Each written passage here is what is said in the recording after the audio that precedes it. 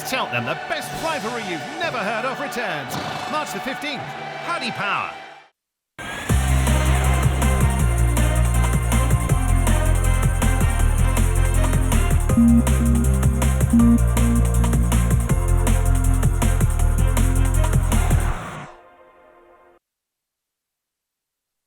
Hello everyone, welcome to Road to Cheltenham. It is our preview show. We are live from the track on the eve of the festival, and over the next 2 hours we'll be looking ahead to all 4 days of action, looking to enhance your enjoyment and hopefully find a few winners. Alongside me, as he has been all season, is Ruby Walsh. And Ruby, this is what we've been building towards since last November.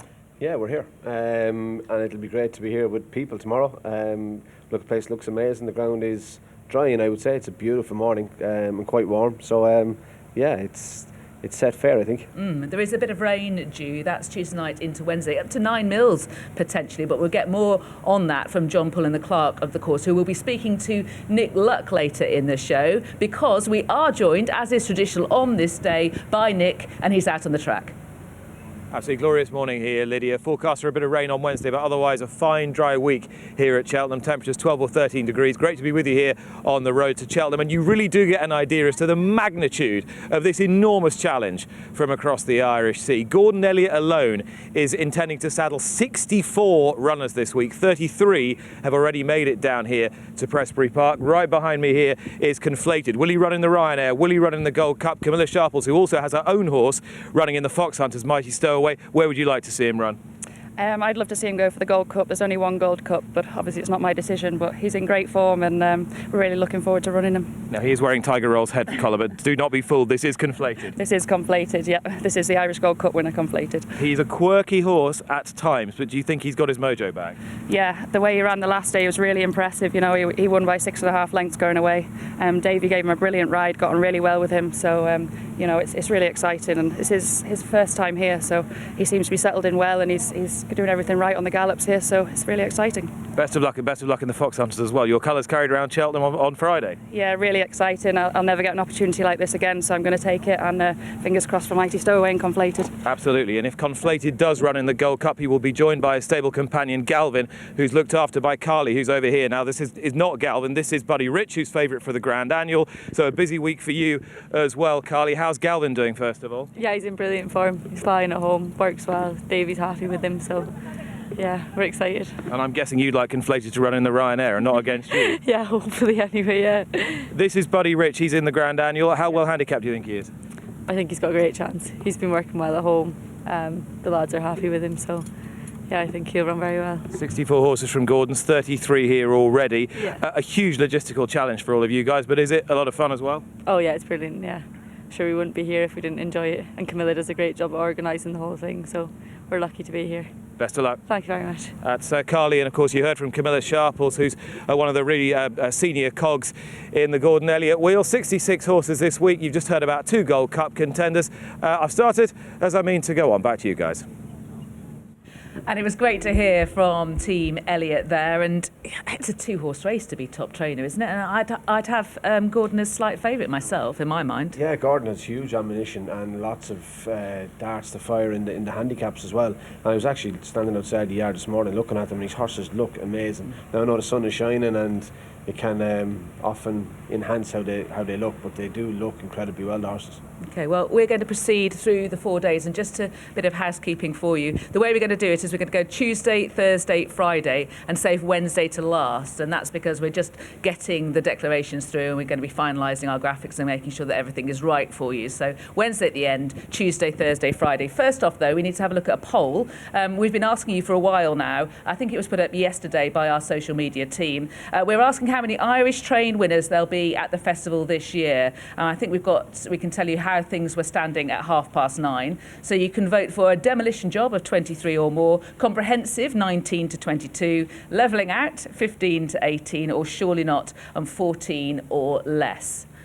And that's how things stood at the time. What would you be voting for? This was at 9:30 this morning. You've got until 11:30 to vote. So let's get this voting up beyond 1,000. What would you vote for? Earlier in the week, I probably would have been more to levelling out until I watched Surprise Package bolt in in the handicap hurdle at Sandown on Saturday, and that has driven me back towards comprehensive, I think. Yes, I had a similar feeling after that, and that drove me towards demolition job. Oh, you went the whole hog. Yeah, I'm a natural pessimist, natural-born pessimist. Right, okay. Let's move on, shall we? We'll start with the big race of the first day, and that is the Uni Bet Champion Hurdle. Let's take a look at the betting, shall we, and see how things stand. Honeysuckle is obviously favourite. You could also head towards a betting without Honeysuckle market if you want it, but this is the main market. 8 to 15 Honeysuckle. Appreciate it. 15 to 4. These are silly prices. Tiupo is 10 to 1. Epitant is 16 to 1. Adagio 18s, 22 to 1. Drifted Zana here, 28's Tommy's Oscar, 33 to 1, and upwards the rest. So let's remind ourselves of what happened in last year's Champion Hurdle, which was, of course, won by Honeysuckle, with Epitant behind in third and Not So Sleepy further behind in fifth.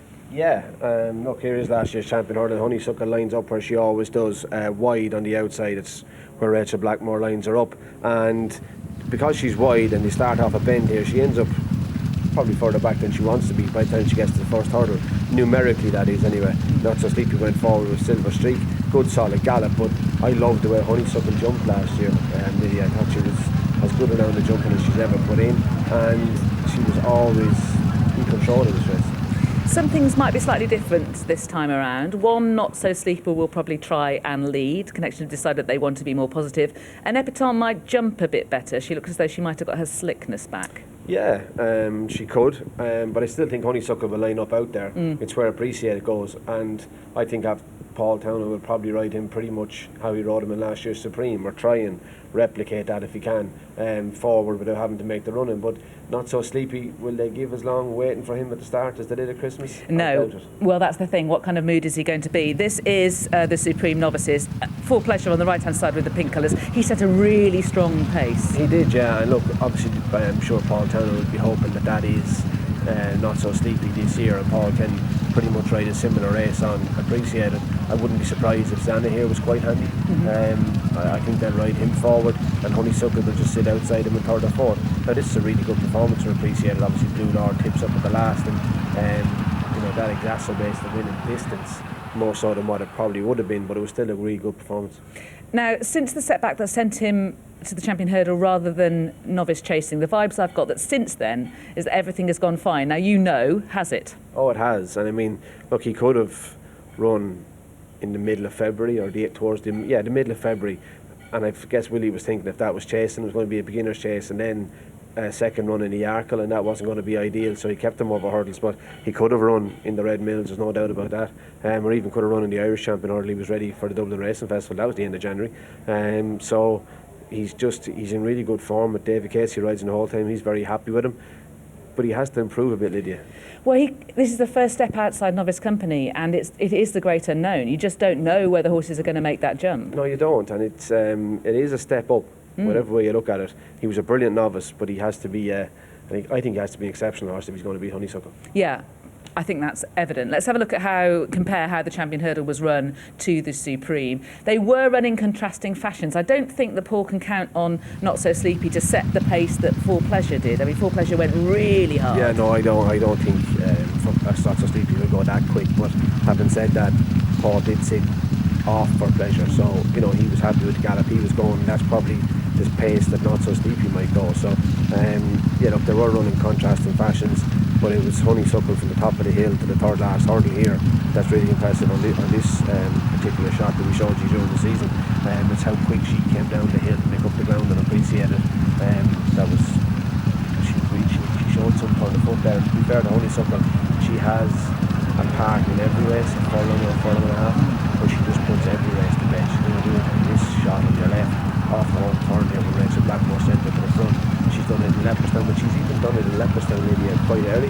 She quickened across the road one year and spread eagle in the Irish Champion Hurdle.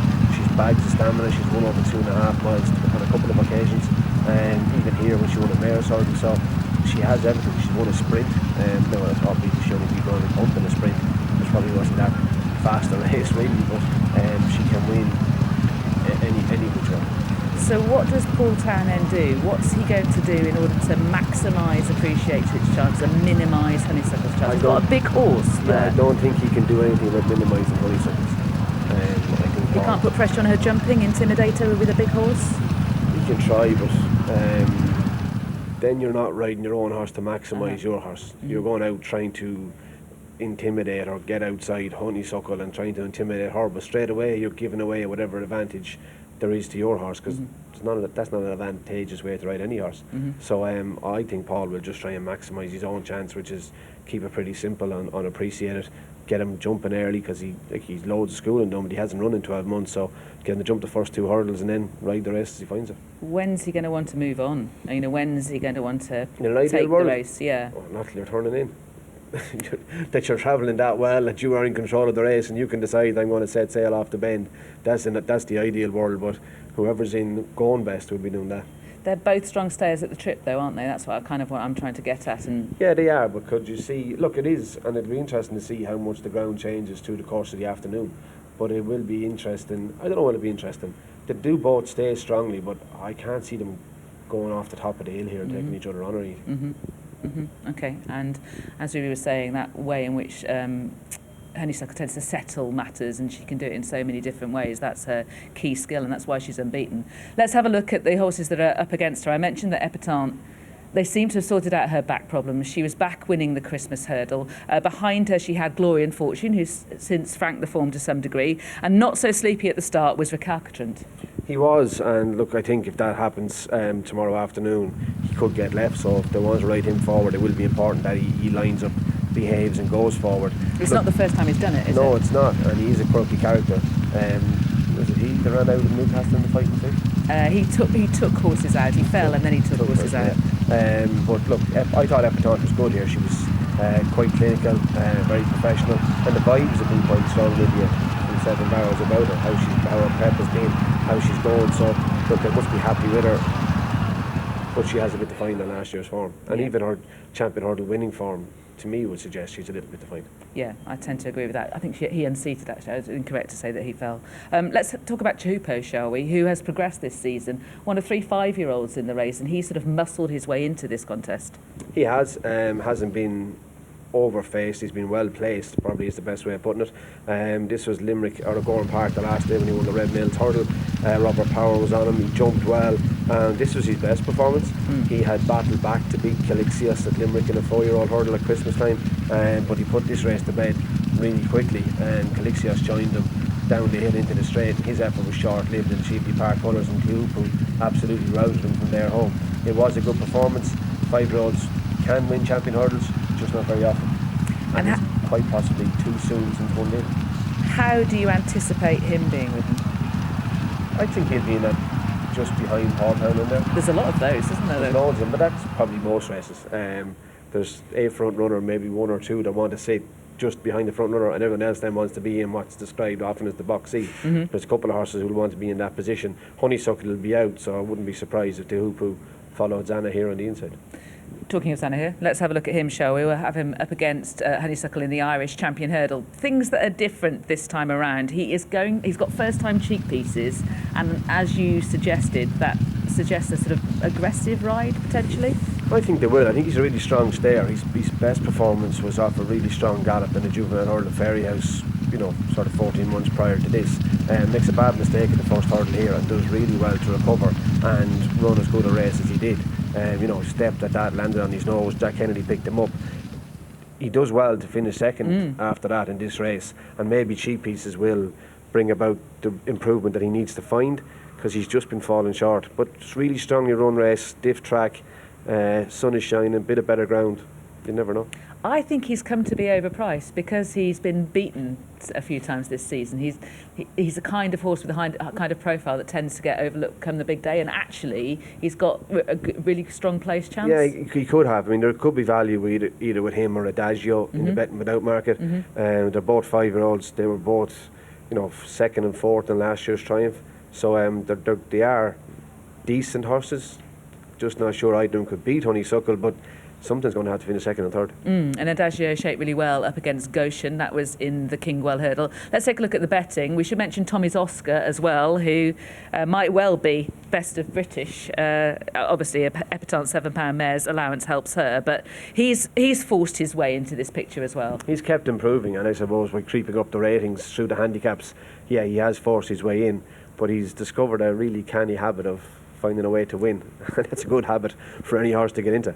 I'm really worried about flat tracks. I wonder whether that's what he wants. He's pretty much untried on a track like this. Yeah, Haydock, he was placed in last year's Scottish Champion Hurdle, wasn't he, at Ayr?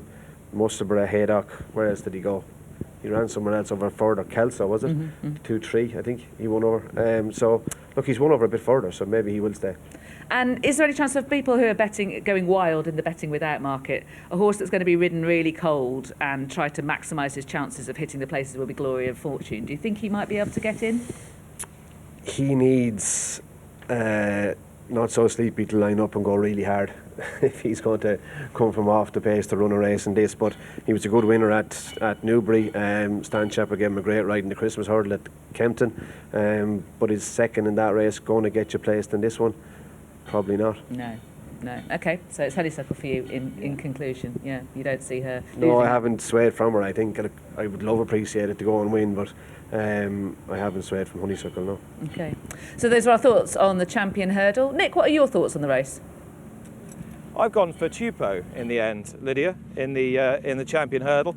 I think he's a horse that's been slightly underestimated so far, and I was very impressed with him at Gowran Park, beating Durasso. I think it's an improved horse this season.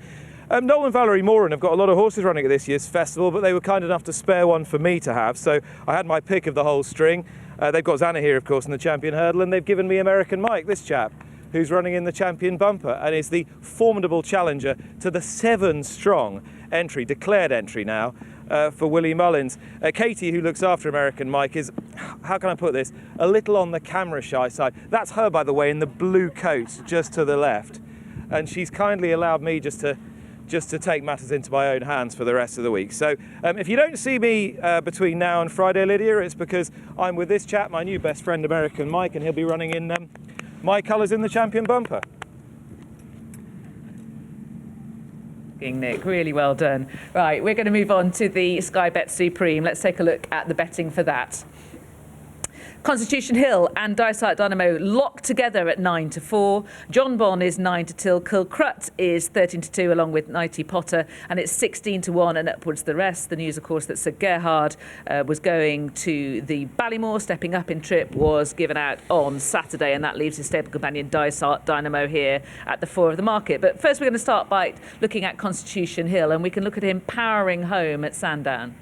Yeah, look, both runs for Constitution Hill have been on much different ground than I think he's going to encounter tomorrow. It'll be interesting to see what John Poulin has called it, but cantering around on the inside this morning, I think by race time tomorrow it will have dried considerably. I suppose the unknown with Constitution Hill, Lydia, is how will he handle much better ground. Maybe he will, but we know he handles testing ground well, but all the right vibes are coming from Seven Barrows that this is the horse. He is the chosen one.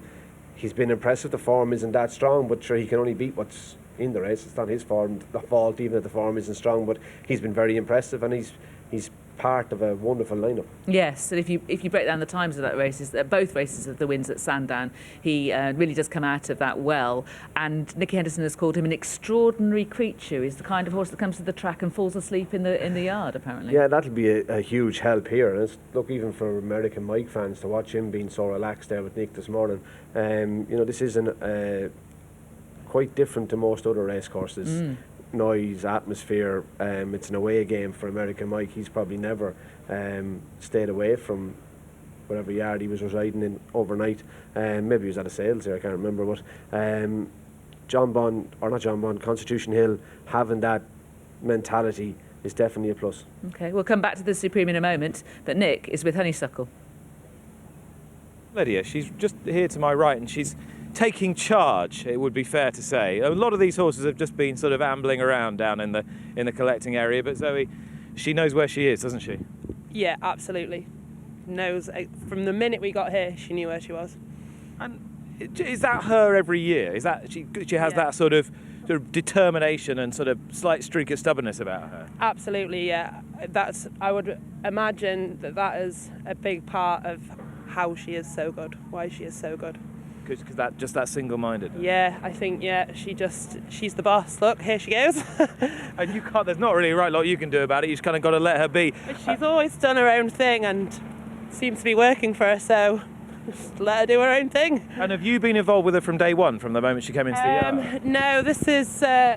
Coleman does everything with her, rides her every day, and Chloe looks after her at home.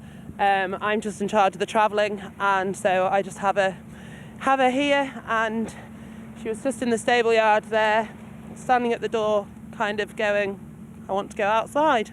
So here we are outside. So you thought you'd give her another pick of grass? Yeah, another pick of grass. So you just have to. So you have to be quite tuned into these horses, don't you? Just to know when they need a bit of time out. Yeah. She was kind of standing at the stable door, kind of like nodding her head a bit and looking a bit annoyed.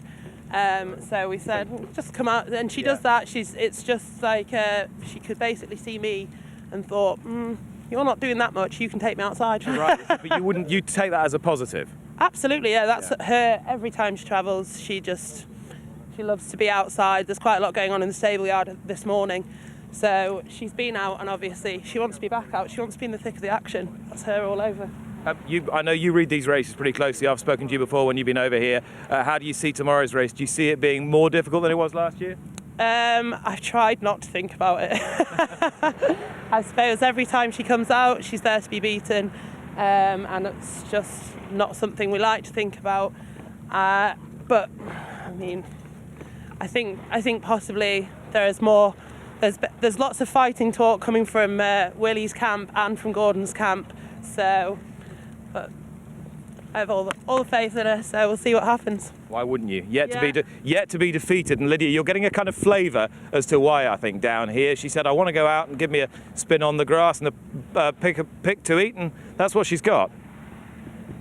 You can see who's boss, can't you? And I think that's right, that it is part of the reason why she has been so dominant and why she is such a champion. And great there to see Honeysuckle looking so well. Yeah, she looks a picture. I was watching her exercising this morning. She does look great. Zoe seems fairly happy with her. So, yeah, look, she's the defending champion. She knows what she's here to do, and she's an exceptional mare, isn't she? Yeah, she really is. So really looking forward to seeing her myself tomorrow.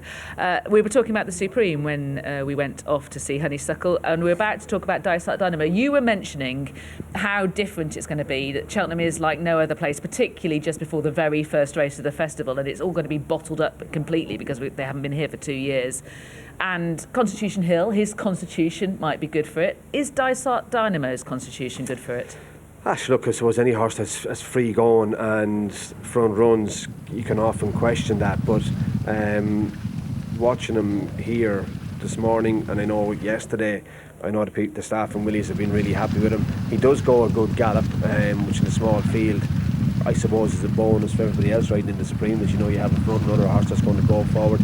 And he was mightily impressive this day. I think he blew this race apart early in the back straight, coasted home to win.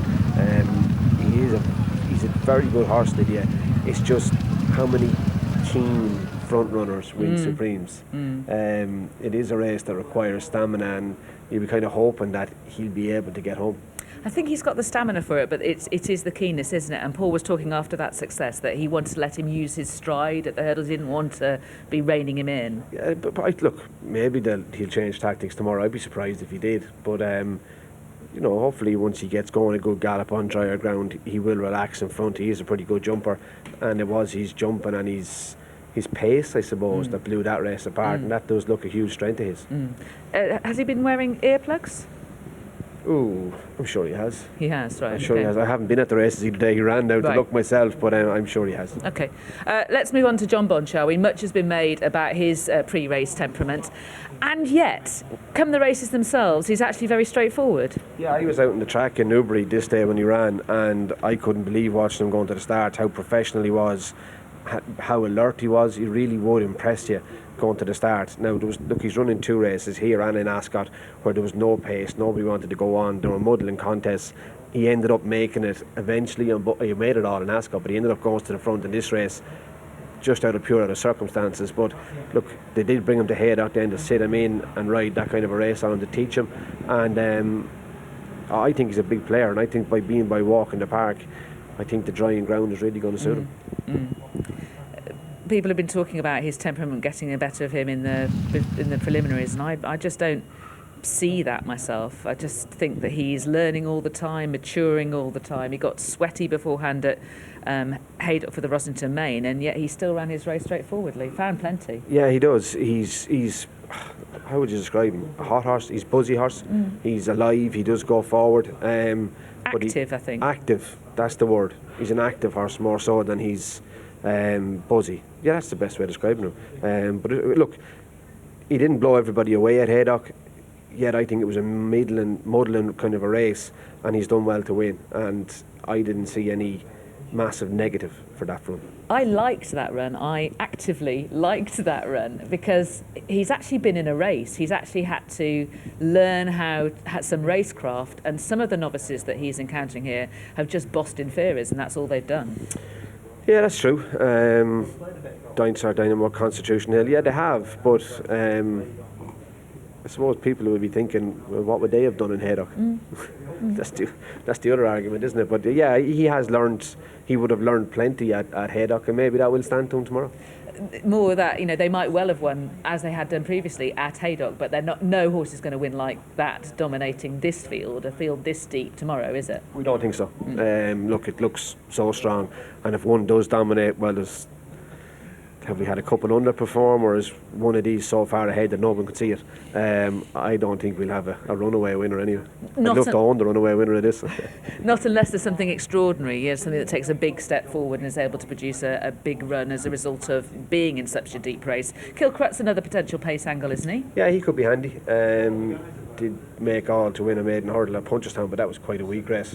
Again, he set stout times though. He did set stout times, and yeah, look, he was second in a pretty strangely run bumper. I don't ever remember a Cheltenham bumper being run as slow as that, so it was definitely a strangely run bumper. Sir Gerhard got first run on him when they get into the dip here. Rachel Blackmore says go, and Sir Gerhard, he descended and was gone off the bend, and Kilcrut just couldn't peg him back.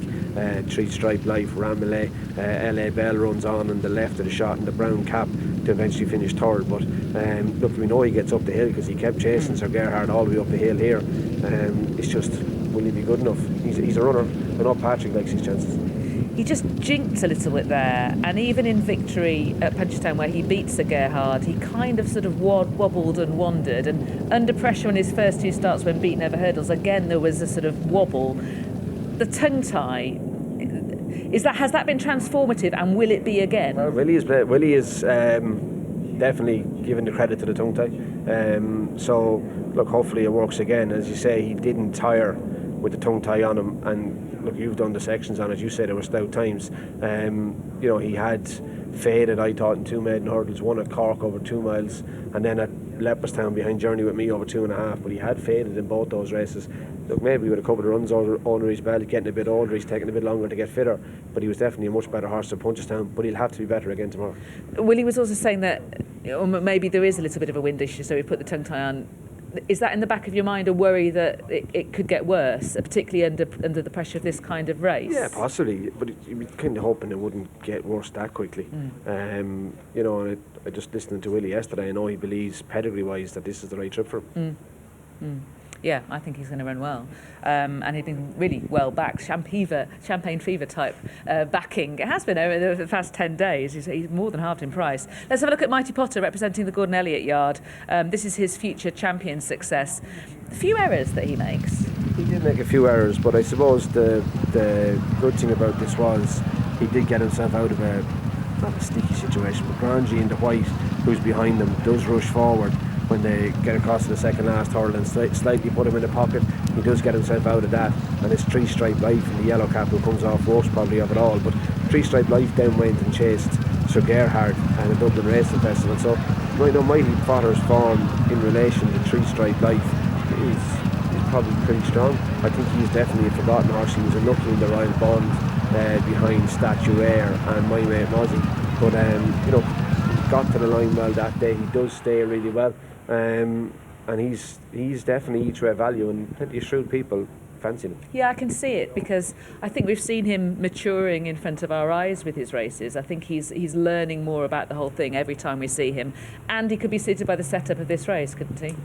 Yeah, he could. That's providing, and we think Dysart Dynamo will go forward. You can't imagine Kilcrut will be too far away either. But I think a stamina race will really suit him. Let's take a look at the betting before we move on to the Arkle, and you can come to a conclusion on your view. I'll be honest, I still haven't decided about this race. I'm just finding it so confusing. Right, so me too. Not quite as confusing as the Stayers Hurdle, but look, and I think because of the forecast, sunshine, drying ground, I'd be siding with John Bond. I think I might be heading in that direction, but I'm going to give it another think. Right, let's move on to the Sporting Life Arkle, shall we? And again, we'll start by having a look at the betting. So this is the first race over fences of the festival of the year on day one. And Edwardstone is the 5-2 favourite. Riviere de Tell is 7-2. Now, her hood has come off, which is interesting. Blue Lord, who beat her, maybe fortunately, at Leopardstown last time, is 15-4. Auton Couleur, who fell in the race, is 7-1. So Sam, who's got the hood back on, is 9-1. And Course Sublime, who runs here rather than the Grand Daniel, is 12-1. But we're going to start with the mare just below him, Magic Days. In terms of a discussion point, anyway, we're not actually going to show her in action, because I think she frames the race in many ways. She goes hard. She does, but Riviere de Tell doesn't hang around. Obviously, there's a hood on saying Sam Willie is, I'd say, trying to give Sean O'Keefe the option. That if they are going hard, he can try and settle him and tuck him in. But he does look like a horse that probably is best with a strongly run race. So I can't see him going to the start with his hands tied that he's dropping in, just for fear. And it can happen when you get a lot of horses who people presume are going to go forward, assume are going to go forward. What if everyone changes plan? So someone is going to have free rein going to the start to change plans. So you do have Magic Days who go forward, Riviere de Tell, possibly Saint Sam. I don't think Galvan will be too far off the pace. He made it over 2.5 in the Drinmore, but I'd imagine coming down a trip he'll go forward as well. So there's plenty of pace there. Yeah, there is, and there's no other way that Magic Days runs. So she went by 25 lengths in a mares event at Cork last November. She then was third behind Concertista, but it ended up she came home sore, which probably explains why she was jumping out to her right quite a little bit. So I suspect she's better than that, and I don't think she knows any other way of going. You mentioned Gabinaco. Let's have a look at the Drinmore, shall we, where he finished second. He did lead early on. He's dropping down to a shorter trip than he's ever tried over fences. Yeah, I know, but he's a slick, fast jumper, and some of his jumping in the Drinmore, the further I went, the braver it got, and he was quite lucky in the end. But he was it 2-2 his first run in Galway? Yes. When the horse that's in the ultimate beat eventually came and beat him. He looked like he got tired on that occasion. There's a mistake at the second last, and again at the last fence. I don't think it was to watch. But look, dropping down the trip, obviously Gavin Cromwell feels that this is the most open race. He didn't fancy taking on Gallopin de Champ and Bob Ollinger in the Turners, going up to 3 miles. Couldn't see him doing that. He's too keen, so they've stuck him in here, and he will be a pace angle, and he stays too. Yes, it's that phrase that you just said, getting lower and lower. It worries me. Yeah, but probably not ideal, but you think? Yeah. No, definitely not ideal. Okay, but he is a fair horse. He is a fair horse. Oh no, I don't underestimate the ability of the horse, certainly not. And he's been supplemented, as Ruby was saying, for this race by Gavin Cromwell. Let's take a look at the Irish Arkle, because this is intriguing. It involves 4 horses taking each other on again. Let's start with Auton Couleur, who only got as far as the 3rd. Yeah, didn't get very far. Novice enough fall, only his second start over fences.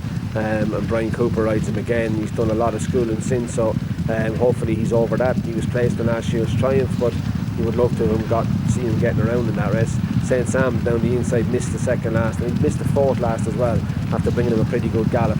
He rallies to try and hold his position into the straight, but fades a little bit then as Blue Lord swoops around the outside of Riviere de Tell. Now, look, we've watched this before, Lydia, and analysed it. We know what's going to happen. She's going to make a mistake at the last. Paul Townend is going to execute race riding expertly.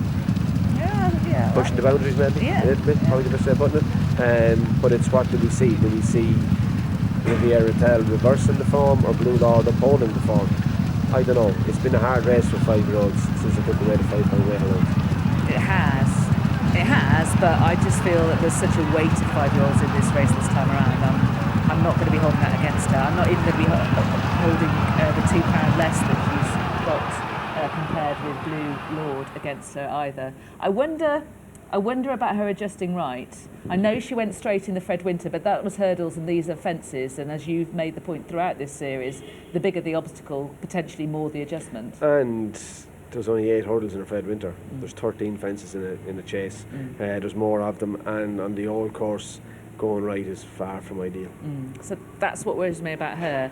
I like the options with Sir Sam. He was almost going too fast for his own good there, wasn't he, in terms of accuracy? And the hood might help him. When he was good at Leverstown, he was very good, but the fourth last and the second last, they did knock the wind out of his sails, and he needs to be good at them all if he's going to get in the mix-up.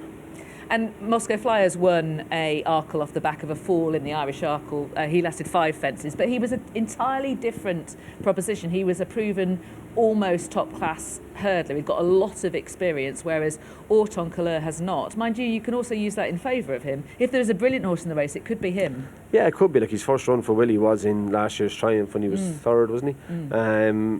But I think comparing him to Moscow Flyer, Moscow was 8, wasn't he, when he won the Arkle?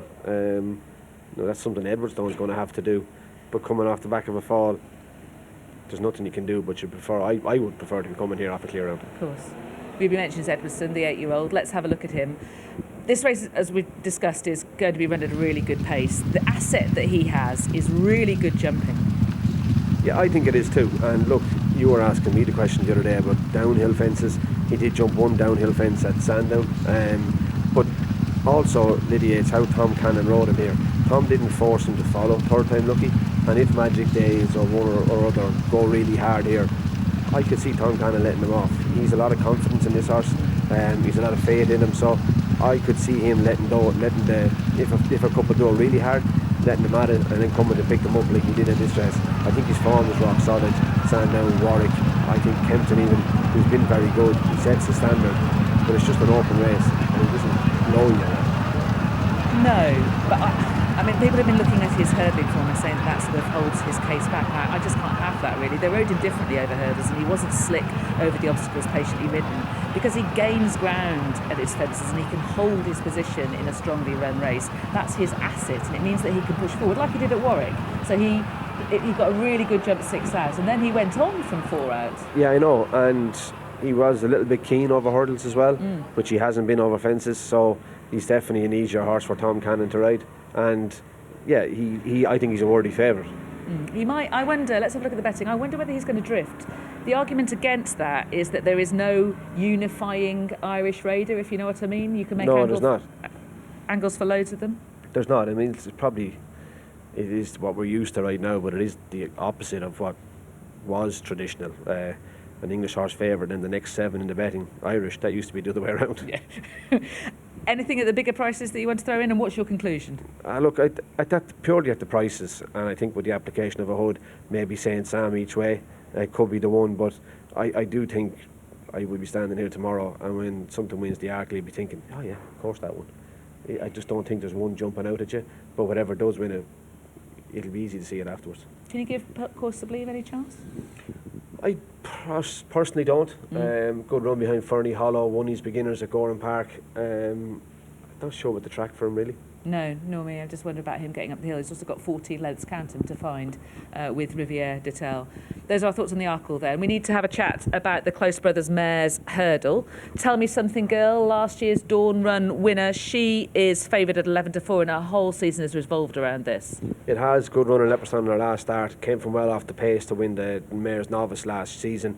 I just wonder about that Mares Novice form and how strong that is. I know Martello Sky and Peter Fahey's mare Royal Kahala were behind her, but over 2 miles they were well behind because they weren't quick enough. I'm just not sure about the other fillies that were just behind her. So I for that reason we need to take her on. I thought Queen's Brook ran really well at Punchestown behind Burning Victory. She looked like she'd improve for it, but Burning Victory's improved as well. I think Stormy Island's form is rock solid. I think she's a great each way shout. I know Paul Townend felt to step up and trip with Sue Echoes in rain. Heaven help us, blew them away here in last year's Coral Cup, and Mrs Milner was equally as good in the Pertemps final. So it's a deep race without having one standout horse. echoes in rain at the trip. Is she calm enough now to do Yeah, it? she looked fine here this morning, but Paul has kind of felt riding her that she wants to go up and trip. Right. Okay. And did you come to a conclusion on that one? I mean, I was eyeing Queen's Book rarely because I thought that she did shape really well behind Burning Victory. Yeah, I was, but I keep coming back to Stormy Island. I think her form is solid, and some people will grab the Railkeel form, but I think she still went and beat the Geldings. Okay. She's been beaten in the race before, but this not Better, as deep. I think better. Yeah. She's been beaten now, but just in better races. Yeah. Okay. We end on the first day with the National Hunt Chase, which is run in aid of the Ukraine appeal. Run Wild Fred is the favourite, and I think he wins. I think it's straightforward. And I think Vanilla will. I think Statler. I think the small field will help the horses with the less experience, and I think that definitely brings Statler into it. My one worry is stamina for Statler. I think here last year, to me, it looked like Vanilla outstayed them. They went back to Punchestown then, and Statler turned around on a quicker track. They were third and fourth behind Gallop and Deschamps. And then in the last run over fences in Naas, Vanilla had a penalty, but I don't think Galvan's horses were flying at the time. Statler beat him, but I could see Vanilla turning that around with him. He's just got a tendency to slam on the brakes when he comes to a fence. He has, but he has Derek O'Connor on his back to make sure he doesn't. Yeah, that is definitely true. And also he's one of an elite few horses who managed to win the Albert Bartlett off the back of very little career experience. Very few horses have managed to do that. Monkfish. Yeah, Monkfish. Melinda. Brindisi Breeze, who we never got to find out what he was. Bobsworth would be another. And the other horse that went on to win the RSA, Weapons Amnesty. Weapons Amnesty. Yeah. On the ropes, his first time cheek pieces, is that going to help him keep in the game in the early stages? I think, yeah, he'll need them to keep up. Look, I thought maybe in a big field, hustle and bustle, all his experience, he could run a good race, but I think in a more tactical affair, just not so sure. Okay, right. Those are our thoughts about day one, the Tuesday. When we join you, it'll be looking at the Thursday.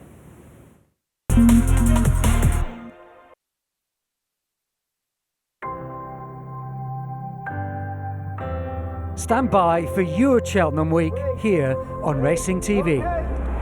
The build-up, the latest news, the best analysis, and of course, every race live.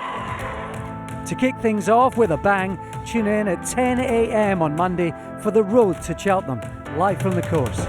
Lydia and Ruby are joined by Nick Luck to run the rule over 4 days of extraordinary racing direct from Paisley Park.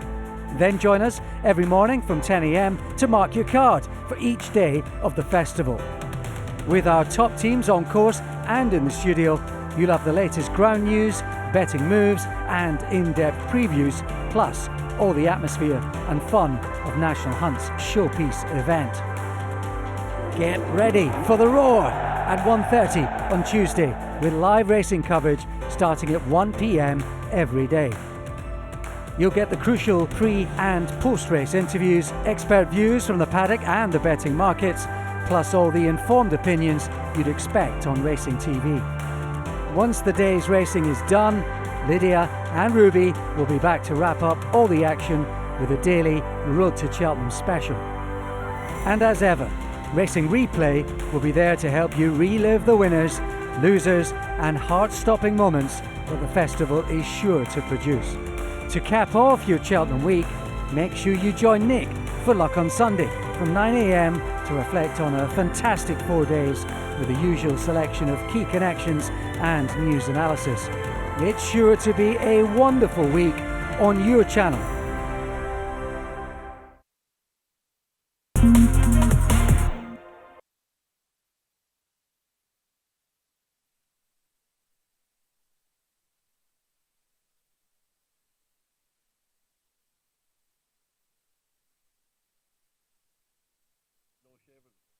Point to talk to his trainer. Willie Mullins is with Nick. So I've come out down into the middle of the track where traditionally horses will exercise during Cheltenham week if they've come over from Ireland, and Willie is with me now. It's an absolutely beautiful day. Willie, it's absolutely beautiful. Yeah, it's one of the nicest mornings I've ever seen here in Cheltenham. And is everything going as smoothly as you would hope so far? Yeah, we had one setback yesterday on the ropes. Stood on himself coming up from the gallops here yesterday and cut his hind leg, so he's scratched. from the National Hunt Chase. National Hunt Chase, yeah. So But he's okay. he's okay. Just he's probably 3 or 4 stitches in the hind leg, so he's not going to run in Cheltenham, but maybe the Irish National or the English National, something like that. Okay, so who have we got here? You've got this. This you is asked me the last hard group. ones. But I know. No, that's Brahma Bull. He's been schooling over the cross country fences. Okay. So he has. Then this is, I think that's the This grey horse here. Helen Bataille de Chez, the French horse that's won 2 For the bumper. French bumpers, yeah, and he hasn't run in Ireland or England, so we're taking a chance on running him there. Okay. Capadano is the chestnut with Jack Foley on the far side. Okay, so This is Haxo, owned by my best owner, Mrs. Jackie Mullins, running in the Ballymore. He's taking his chance in that. He's a horse that I bought in France, and he's come over to do that. Danny has Madman's Game, Danny in the green cap. Madman's Game so for the the... darker grey right over by the wing there. He's another one for the bumper. He's a lovely big chasing horse for the bumper, yes. Brian Cooper is here. Gallard de Mesnil runs in the grey in the foreground. 3 here, the Mile white cap. Chase. So he goes in the 3 Mile Brown Advisory, doesn't Yes, he? Guy yeah. Undermenil, second at the Dublin Racing Festival. And then James's Gate with Sean O'Keefe here runs in the bumper. Just He was here, very the naked impressive cap. in Punchestown. Katie has What You Want with the maroon cap. And Dermot has Viva De Vito in the bumper with his backside to you. That's pretty good. Not bad for me. You've got a lot of horses in the bumper, 7. Yes, yeah. You've declared. In your mind, is it cut and dried that Facile Vega's the number 1? Yeah, I mean, it's been my number 1 all winter. Redemption Day catches a lot of eyes. You know, he got a lot of speed. He could be, by a nice horse, Blue Brazil. James's Gate was very impressive in Punchestown, and Madman's Game. There's a lot of rain on Wednesday. That'll suit Madman's Game. Will it come in time for the bumper? I think it's sort of late Tuesday night into Wednesday morning. So yes, it Yeah, should do. it I think should, you yeah, might have well, had 7 or 8 mils by then. I think that's going to bring him into the race. I think Real if stamina all that horse. rain, if all that rain comes. Interesting. I want to talk about Sir Gerhard because he was here a minute ago, but I think I might have just have missed him. Yes, Paul was on him, so wherever Paul is, the white cap, maybe he's gone home early. What I want to know is I want to tap into that last bit of. There he is. Oh, there he is. Yeah. Yeah. Over there, the white cap there. Yeah. Yeah. Yeah. Okay, so that's Sir Gerhard. I want to tap into those last few minutes when you were sitting down thinking, right, what do I do? What do I do? What do I do? Which race are they going to go in? You're leaving it to the 11th hour. What are you thinking? I just asked David Casey. It's actually been it's been quite simple this year. I mean, I was putting Sir Gerhard in the Ballymore and Dysart in the other race. Yeah. But just in case you don't want to nominate something and then find that the favourite comes out of the Bally or the Supreme and that Dysart Dancer has a sore toe or something, and then you might switch back. So all right. So this was always your original plan. So this was what. Yeah, this was I sort of said all along that I think I know what I'm doing, which so in my mind, and unless Patrick, David, or Ruby said to me, "You're mad," and gave me a reason why, that's the way I was thinking, and I think that's the general consensus on the team as well. What made you think that? Well, Dysart Dynamo's running style, if he just takes off in the Ballymore, it's going to be a tough thing to do, isn't it?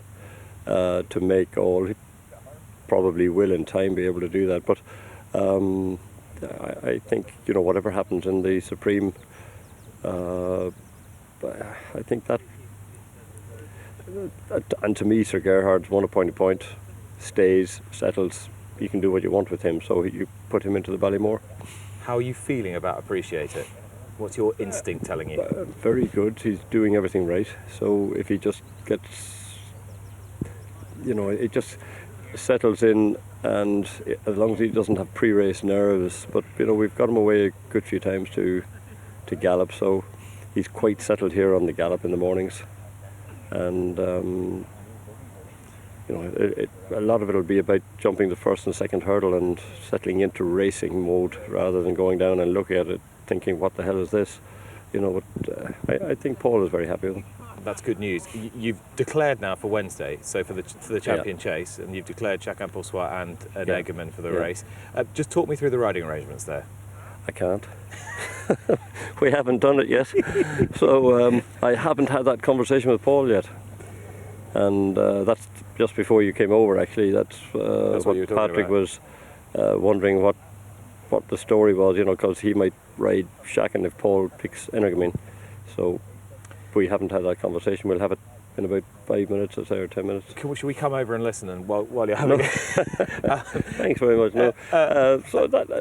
Is weather a factor there? If it rained, would you think Paul would lean towards an Egerman more? Well, he could, yeah, that could be. I hadn't even thought that far, I want to hear Paul's thoughts, but I haven't asked him purposely. I just let him stew the whole thing over, and it's going to be very, he'll have the choice, and that'll be it. When you've got a morning like this, it makes the stewing that much more enjoyable, doesn't it? It does. It's just some morning, so hopefully the rain will come after we ride out tomorrow, and then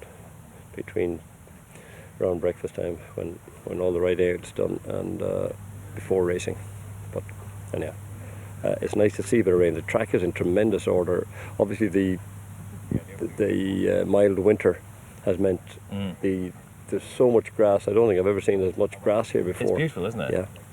So we've been cursing the mild winter, no rain all the time, but it's helped the track here hugely. There'll be people shouting now, saying, "Oh, you haven't asked him about," but I can't do them all. Now there's a request from my producer. He's just shouted Asterion down the talkback at me. So request duly acceded to. He's in the Ryanair and the Gold Cup. Walking down here, I was just chatting to Kieran O'Toole, and I said possibly the Gold Cup, but I haven't had. I want to talk to the rest of the team as well about that. But that's what I'm favouring. But he could easily go the Ryanair. But I thought Mellon maybe a Ryanair, but we'll see. Okay, Willie, thank you very much. Enjoy the rest of the morning. I think all is well with the world, just about. Down here, Lydia, the setback with On the Ropes we heard about. Paul Townend still to make his mind up with it in Energumen, and clearly a keen eye on the weather as well. But at the moment, it's fantastic. That was really good, fascinating stuff. It really is last minute. You always say it is, and it is. Yeah, lots of people don't believe us, but it is lastminute.com with Willie Mullins. In his opinion, why he doesn't make decisions that he has to, and then. Later you leave them, the more information you have, and even with jockeys, he's probably heading off now to talk to Paul because he has to do them by 12 o'clock, whatever time it is. But he has loads of jockeys riding for him, and Paul will decide what he wants to ride, and then he'll have a chat with David and put whoever they decide on the rest of them. I'm hoping that Nick does sort of skulk around in that conversation and try and find out exactly what's going on there. Nick was asking Willie whether the rain might potentially push Paul more towards Energumen. Yeah, look, that's obviously a hard one when you have 48 hour declarations trying to guess. Like if you pick a horse because you're expecting rain to come that doesn't come, you can't change back, or do you go with what you have now? And you're trying to predict the weather is a hard one for jockeys. I know I've often been here, been declared in a horse and got up that morning realising, I'd love to swap. I'm on the wrong one because of the ground, but you can't do that. It'll be interesting to see which way Paul goes. Both have travelled well, both look well, both are in good form, but both, I think, have a bit to find to beat Shishkin. We'll be talking about that race later in the show. Just to confirm, On the Ropes is out of the National Hunt Chase, so he will not run. He's picked up a small injury, a cut that requires stitches, and he might be reweighted to the Irish Grand National as a result of that. Right, let's move on with Thursday, shall we? And talk about the Paddy Power Stayers Hurdle. This was the race that you said you found more confusing than the Supreme. Flooring Porters 3-1, Classical Dream 7-2, along with Time Hill, Champ 9-2, Paisley Park 13-2, Royal Kahala 8s, and Mellon at 16s. Indications there from Willie Mullins that Mellon heads towards the Ryanair, but it ain't over till it's over. So check the declarations for that. Let's start by talking about the start. Is going to be absolutely pivotal here. There's so much going on. I won't know which horse to be focused on at the start. No, look for Lydia from right behind us here. The horses in the Stayers Hurdle do tend to come back down to here as they're waiting for race time and then walk all the way back around into the back straight. So that's probably 200 metres or a little bit more maybe. That'll be a long walk for Florine Porter and Classical Dream, who will be on the edge, both wanting to bowl forward, both can be flighty and hot. And Florine Porter, Danny got it spot on him last year, and he got away first time and got a great start on him. There was No nobody crowd here. though. Yeah. So, a much different atmosphere, much different place, and he was really good in this race last year. I thought watching it last night, what I did learn is I fancy Sarah de Burley in the Pertemps after watching it. I think it would rob James Clayman 7 off him. He's definitely one for that race, but I thought Florine Porter was a good winner. I thought he was in the process of running a really good race, and he's come back running at Navan. Things didn't go his way at Christmas, especially at the start, but after he left here last year he went to Punchestown, and things didn't go according to plan for him that day with Johnny Moore. He bolted on the way to the start, he caused a couple of false starts. You see him here when he gets running, and away he goes. Like, if he does that, that was a false start. They won't start the race if he does that. So it will be tricky for Danny, and you see how far he goes.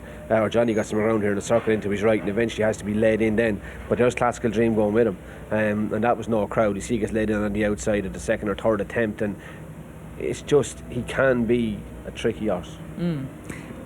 And on this occasion, Classical Dream was ridden with patience on take 2.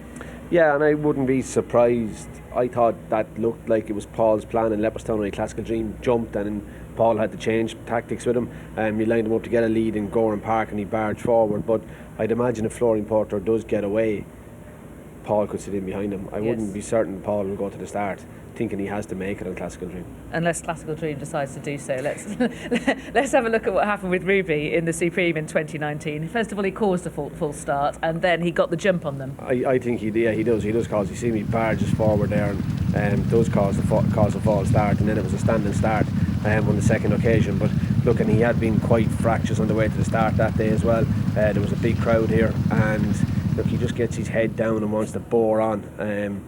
But look, he got a flyer at Leopardstown. Watch, he goes to do the same thing and goes just as Joe Vanahan is about to release the tape. I wouldn't be sure he quite had, but look, he walked in fine, but he just getting on edge, and he just all of a sudden bolts gone. See him, and he can do that too. So the two of them have the long walk to make, trying not to do what they both can do.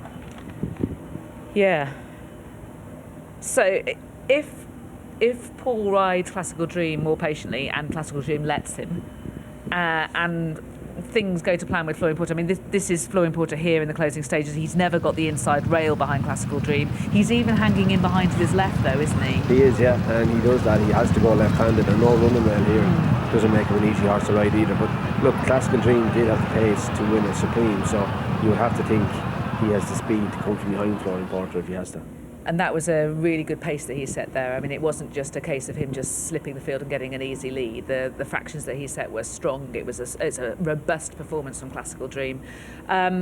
Will Florine Porter, if everything goes well, get a solo up front? Because Vindication made a mistake at the first, and that left him in the lead last time. Yeah, it's hard to say you get a solo in a Stayers hurdle, but he'll be going, if Florine Porter's making it, he'll be going a really good gallop, and it'll suit everybody else to follow him. But I can't see him just getting a solo. Something will sit right up behind him, and I don't think he'll get a freebie. And will he be able to get his position, though, that he wants on the inside? That'll all depend on the start. It'll all be vital what happens, here on Thursday afternoon, and that's going to be, as you said, where do you look, which horse do you look at? And we'll all be keeping an eye on Paisley Park too. Will he line up and behave? Will people be trying to get on that inside instead of Florine Porter? Yeah, but I don't think Danny will worry about that, because he'll just let him run down to the first hurdle, go faster and get over and get in. So that's no different to a draw in a flat race, really. He doesn't necessarily have to line up on the inside if that's where he wants to be. Yeah. Let's talk about Royal Kahala, shall we? Because she downed Classical Dream last time. That was in the Galmoy. She was stepping up to 3 miles for the first time. So she's unexposed at the trip. It seemed to suit her. Yeah, and they will be praying for the rain, Lydia, and I'm assuming that's why she's been kept for Thursday, because of the forecast rain. Peter Fahey's horses are in good form. We saw that with the Imperial Cup on Saturday. And this mare did improve. Now, she does love testing ground, and that is her strongest point. Gordon and Paisley's days traditionally very soft. It was soft, and she does well to beat home by the lead. Classical Dream blows out, and Ashdale Bob of Jessica Harrington's in the green colours. But it was a good performance from her. She's a really good mare. She gets that mare's allowance, but I still think there's a few pounds more needed on this performance. Home by the knees at 147, I think. So I think she has to improve a little bit, but she's a really good mare, and definitely stamina brought out improvement in it. Do we just check out this race if we fancy Classical Dream? I mean, at his best, he's got the best form in the race, hasn't he? Oh, he has. So I don't think you can judge that Gordon Park run. I mean, his Epperstown and Punchestown runs give him a massive chance, and he is a big player. He's just a bit like Flooring Porter, though. If you're backing him, to me, you'd want to see where he is jumping off and how he's behaved before I'd be investing anyway. Okay. While we're on that theme, let's expand it with Paisley Park, shall we? He's been getting increasingly tricky at the start. He wasn't straightforward in the long distance hurdle. He wasn't straightforward in the long walk. And then he did this in the cleave. Yeah, and look, he was on the inside, so the running rail was right beside him, so you'd imagine it would have been difficult for him to do what he did, yet he still found a way of doing it. I wouldn't be surprised to see Aidan Coleman line him up between a couple of horses and try and keep him tight where he has less space to duck left or right.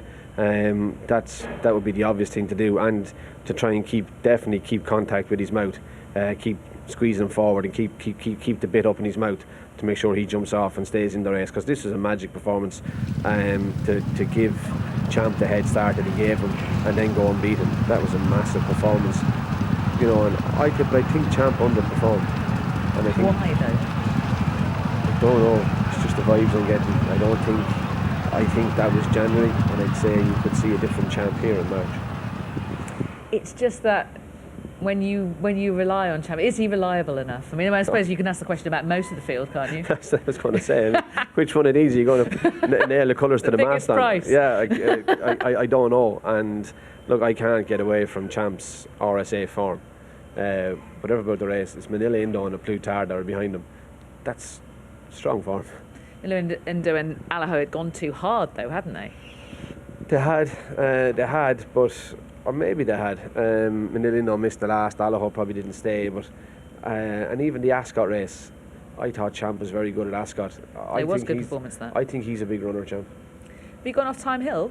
I have gone off Time Hill. Out of sight, out of mind, probably. Probably as simple as that. Okay. I mean, he'd run in France. It was a much better performance against Champ in the long walk, and he's obviously been set out for this race. We know he handles the track. He's run well in a hot Albert Bartlett.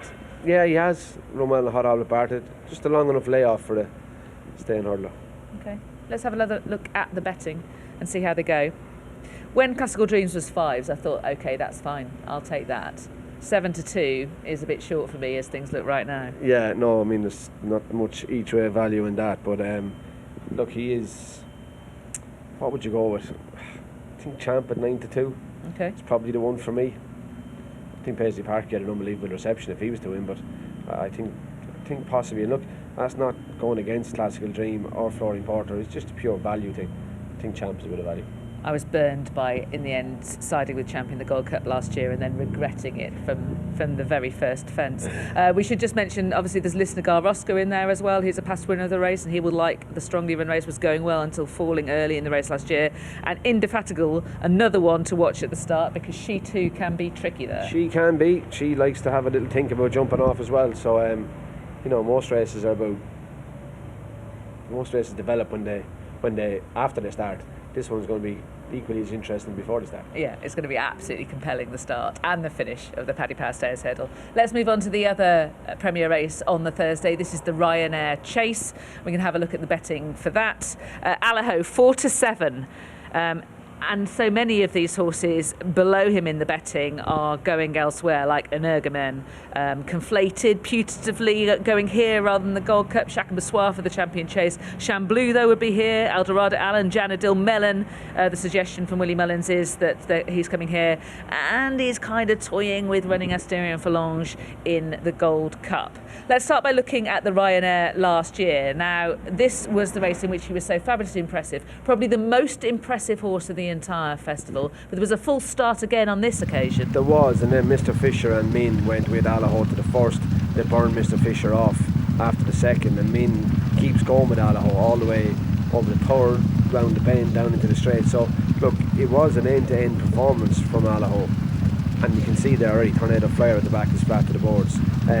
Imperial Alcazar, was it? Yes. He's just about hanging on the bridle. Sam Cross going as fast as he can. Factored Aura. Imperial Aura. But Min, to me, helped Allaho.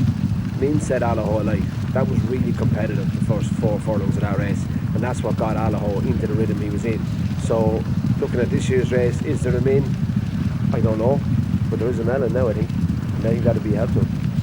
Yeah, he was really boldly ridden on this occasion. Now, Rachel Blackmore just in the zone all week, and he just never missed one at all. He can afford to be less dominant and still win. You would think so, but you would still think galloping and jumping is Allaho's forte. So I'd imagine Paul will be aggressive, and having something to go with you makes being aggressive a little bit easier. When you're trying to do it on your own, it can be difficult. So having something going with him will be a help to him, and he won't want to let Conflated get into the rhythm he got into at Leopardstown on his last start either. Yeah, let's have a look at Conflated. We will come back to Melon, though, that you mentioned there. Conflated winning the Irish Gold Cup. This was Gordon Elliott deciding that this horse was worthy of going in the race, and how right he was. Absolutely, and he got a great ride, but he jumped super quick and really impressively from 2 out around the bend, and not post the race, quick and put the race to bed, and gets in tight on the last, but it was still a really good, I thought it was a good performance, and he's probably, Allaho underpriced us, Conflated overpriced, but he's valued. But isn't Envelope Allaho, as in, jumping and going well, going to put Conflated under pressure jumping wise? That's what you'd be hoping, and but that's what Paul Townend has to do. He has to make sure that Allaho is going forward, galloping and jumping.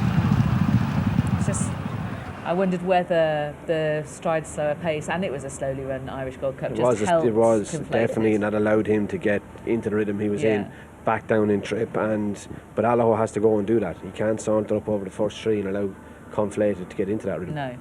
You mentioned Melon. Isn't Allaho a problem for Melon? Because Melon sort of doesn't like to be bothered, does he? He doesn't like to be hassled. No, but he was good in Gorn on his last start. His best run was here over that distance when he just got pulled back by Sam Crow, and he likes to gallop. He's by Medician. He'll be hoping that rain doesn't come tomorrow night. Definitely drying ground would suit him, but look, he has to. Sure, Melon is Cheltenham. He's going to finish second anyway, isn't he? He loves the bridesmaid's dress. He absolutely loves it. He thinks he looks great in it. Well, I'd say his trainer will be fairly happy if he's second, as long as Allaho's in front. To that. Let's talk about Eldorado Allen, shall we? He's an interesting player because he ran really well in the Denman. First of all, we're going to have a look at how he's ridden in the Arkle. This was Harry Cobden having none of that silly pace up front.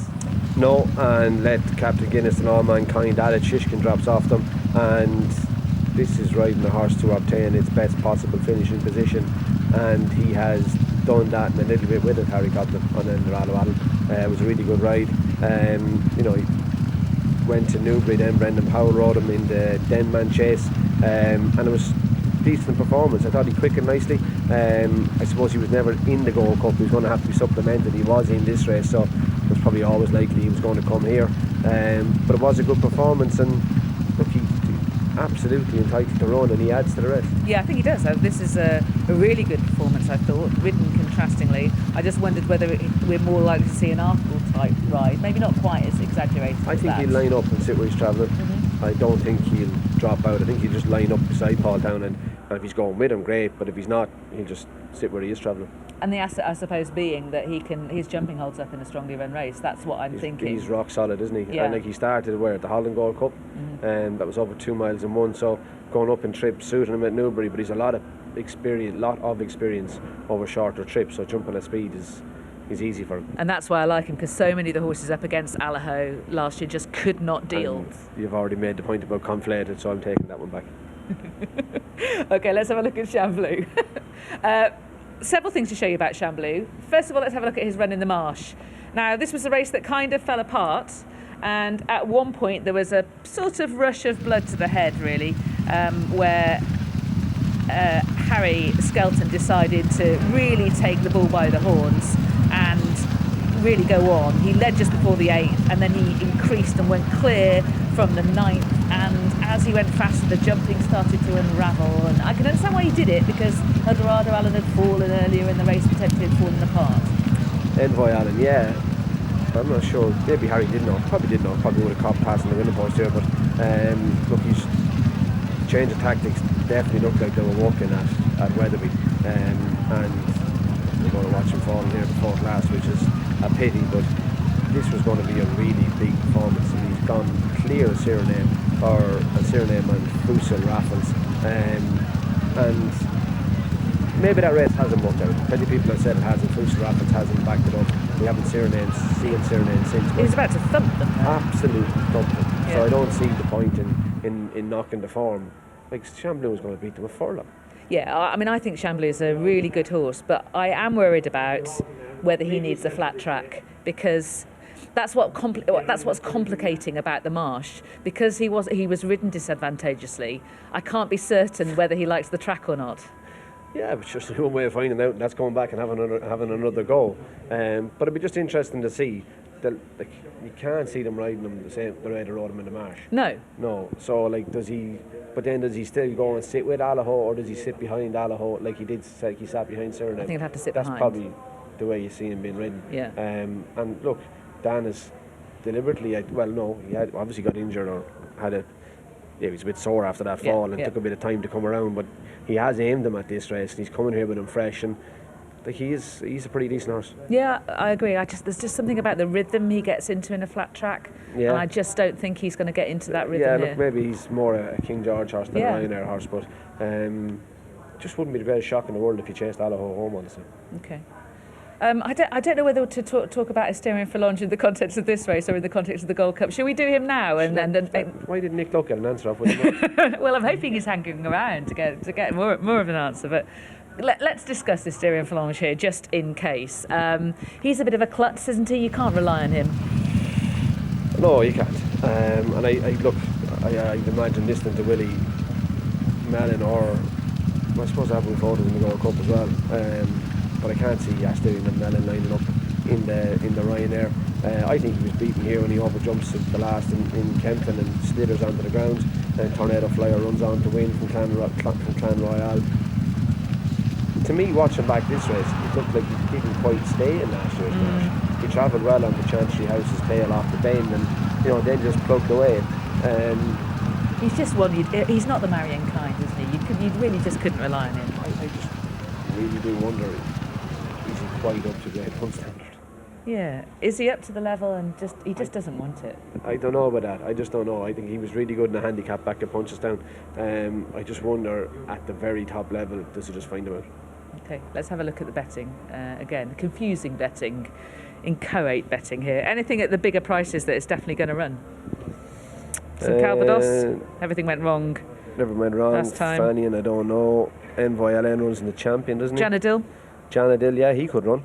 Kept on well behind Conflated in the Irish Gold Cup, but I don't see how he quite turns the form of Conflated, and definitely not down in trip.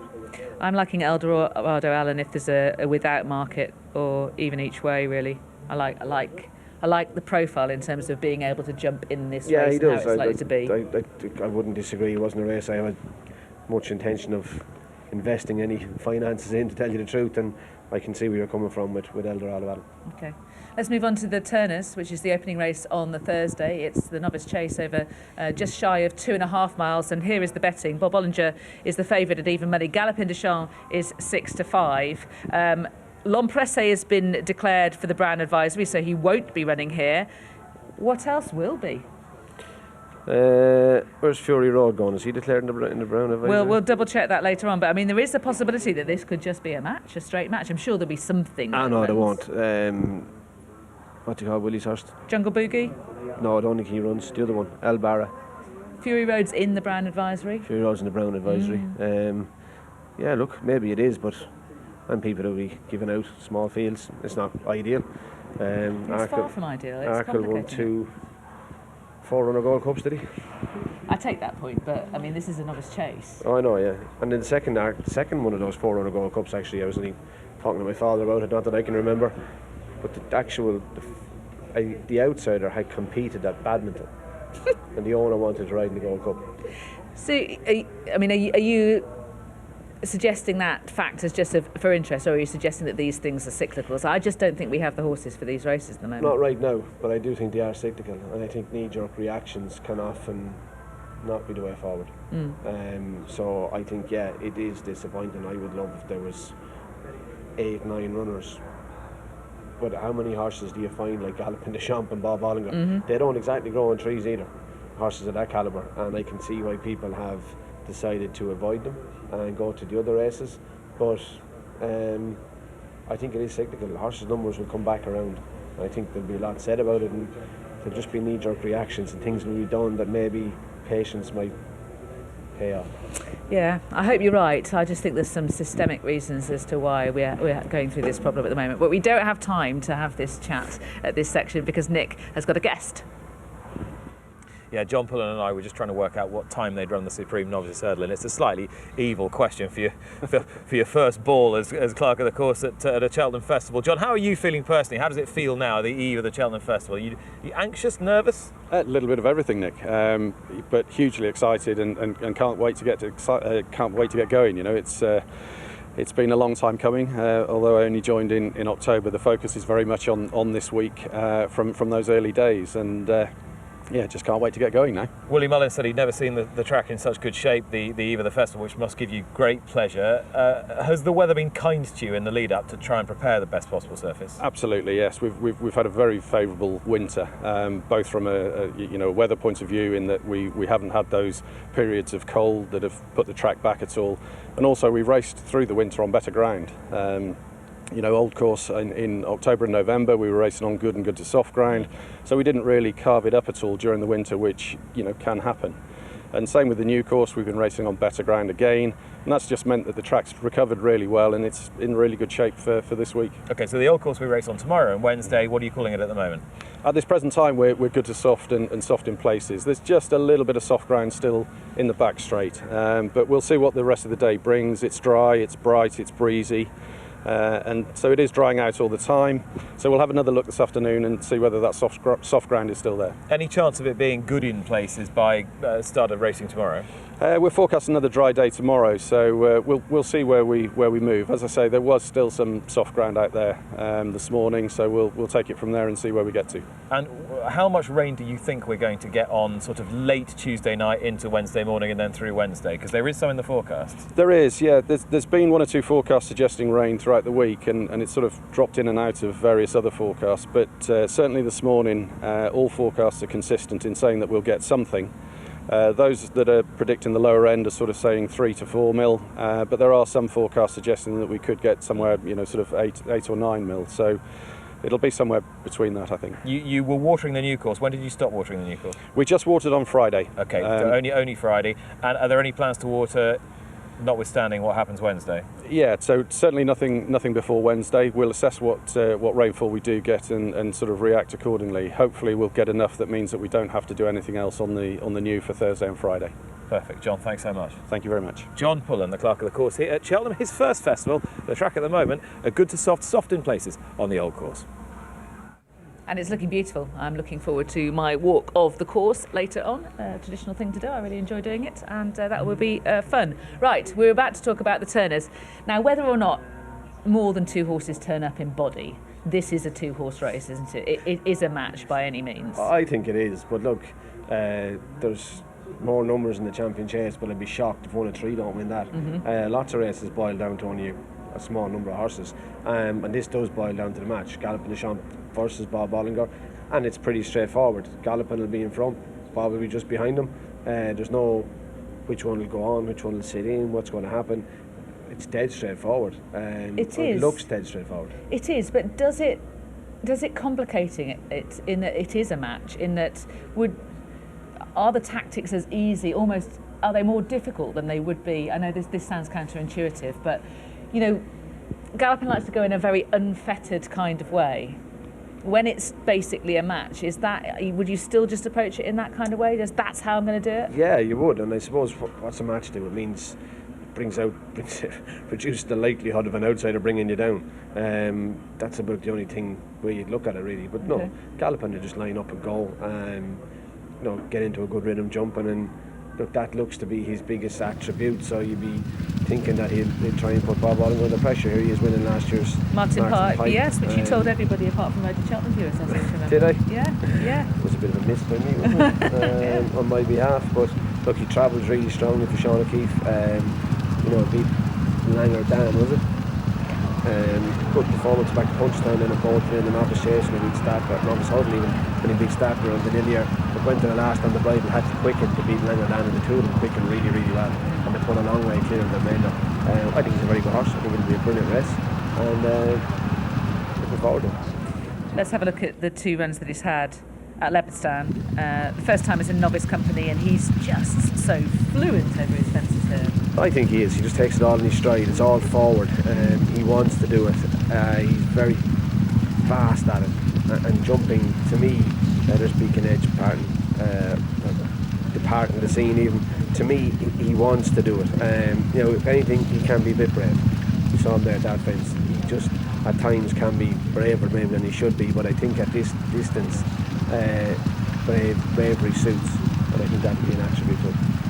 Also, you saw him there at a couple of the fences, like adjusting right. That's another reason why I think the new course is going to be better for him, the old course returners rather than the Brown Advisory. But he does stay powerfully, because as the line comes, he keeps on going. He does. He is. He has room over further, but he's not short in gears. I think fences have possibly made him a little bit quicker, and he does keep at it well. And look, it probably makes it easy for Rachel Blackmore. She knows exactly where he's going to be and what he's going to do, but she'll have to jump to keep up to him. That's the thing, isn't it? So Paul will be setting out to use Galopin Des Champs' asset, hoping that he's in a fluent day and that he doesn't make a mistake, because that way of going does leave you vulnerable to that kind of thing. Oh, it does, and I mean, ultimately, if you make a couple of early mistakes for Galopin Des Champs, Bob Hollinger's a very, very good horse. There's no room for mistakes.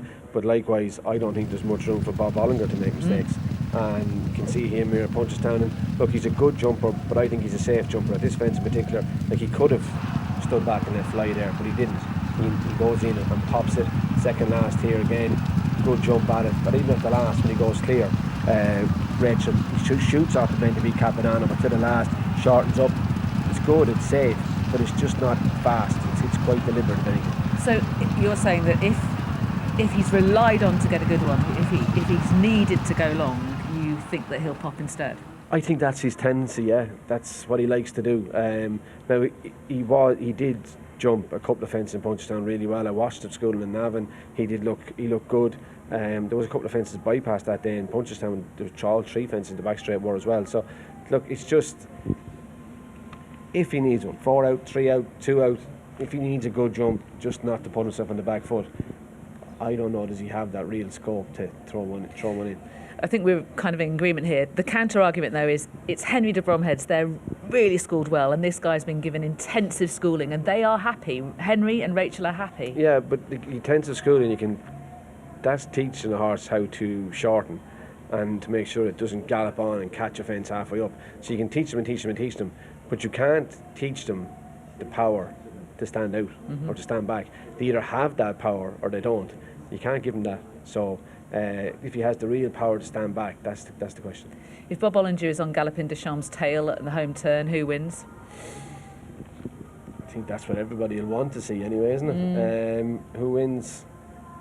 Can't come this far in the Zerton now. I'm with Galopin. Yeah, I'd be wary if Bob Ollinger is still around on his tail at the home turn. I think Galopin Des Champs has to win that race earlier. Fascinating opening race to the 3rd day. Let's move on to the final day and start with the race that the whole meeting is built around, the Builders Cheltenham Gold Cup, and we can have a look at the betting.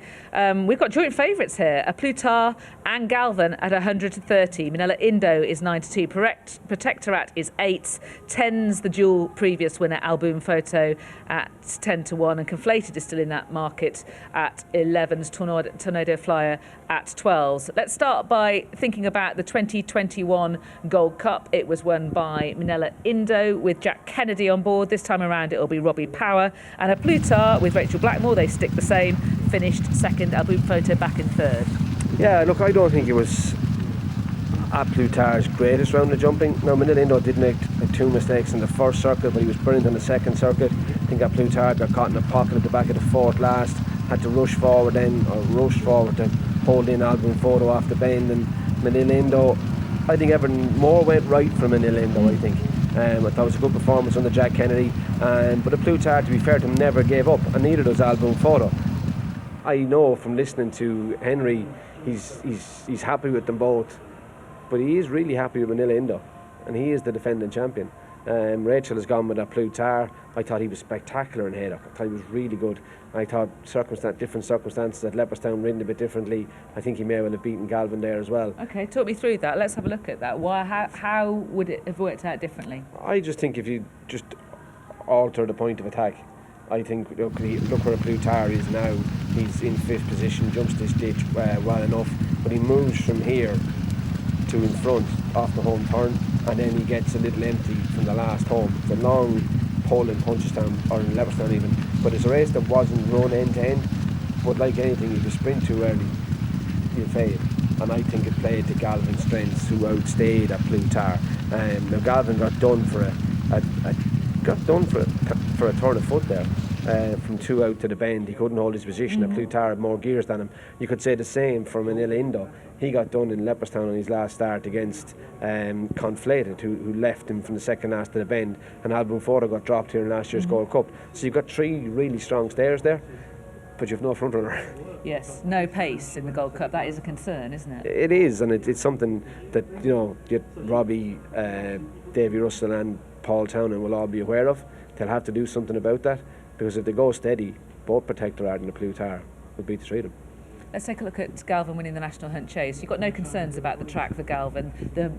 The test of stamina provided by the Gold Cup on the new course is a positive thing. So are you suggesting that he's going to have to be ridden more forward by Davy Russell? Well, Davy did ride him forward at Leopardstown. He was dropped in the north. He rode him forward in Leopardstown. I thought Jack Kennedy gave him a really good ride on this occasion. He beats next destination and Ascaria 10. It was a good performance.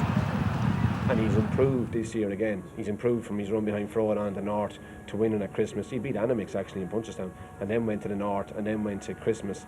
He's been freshened up since then.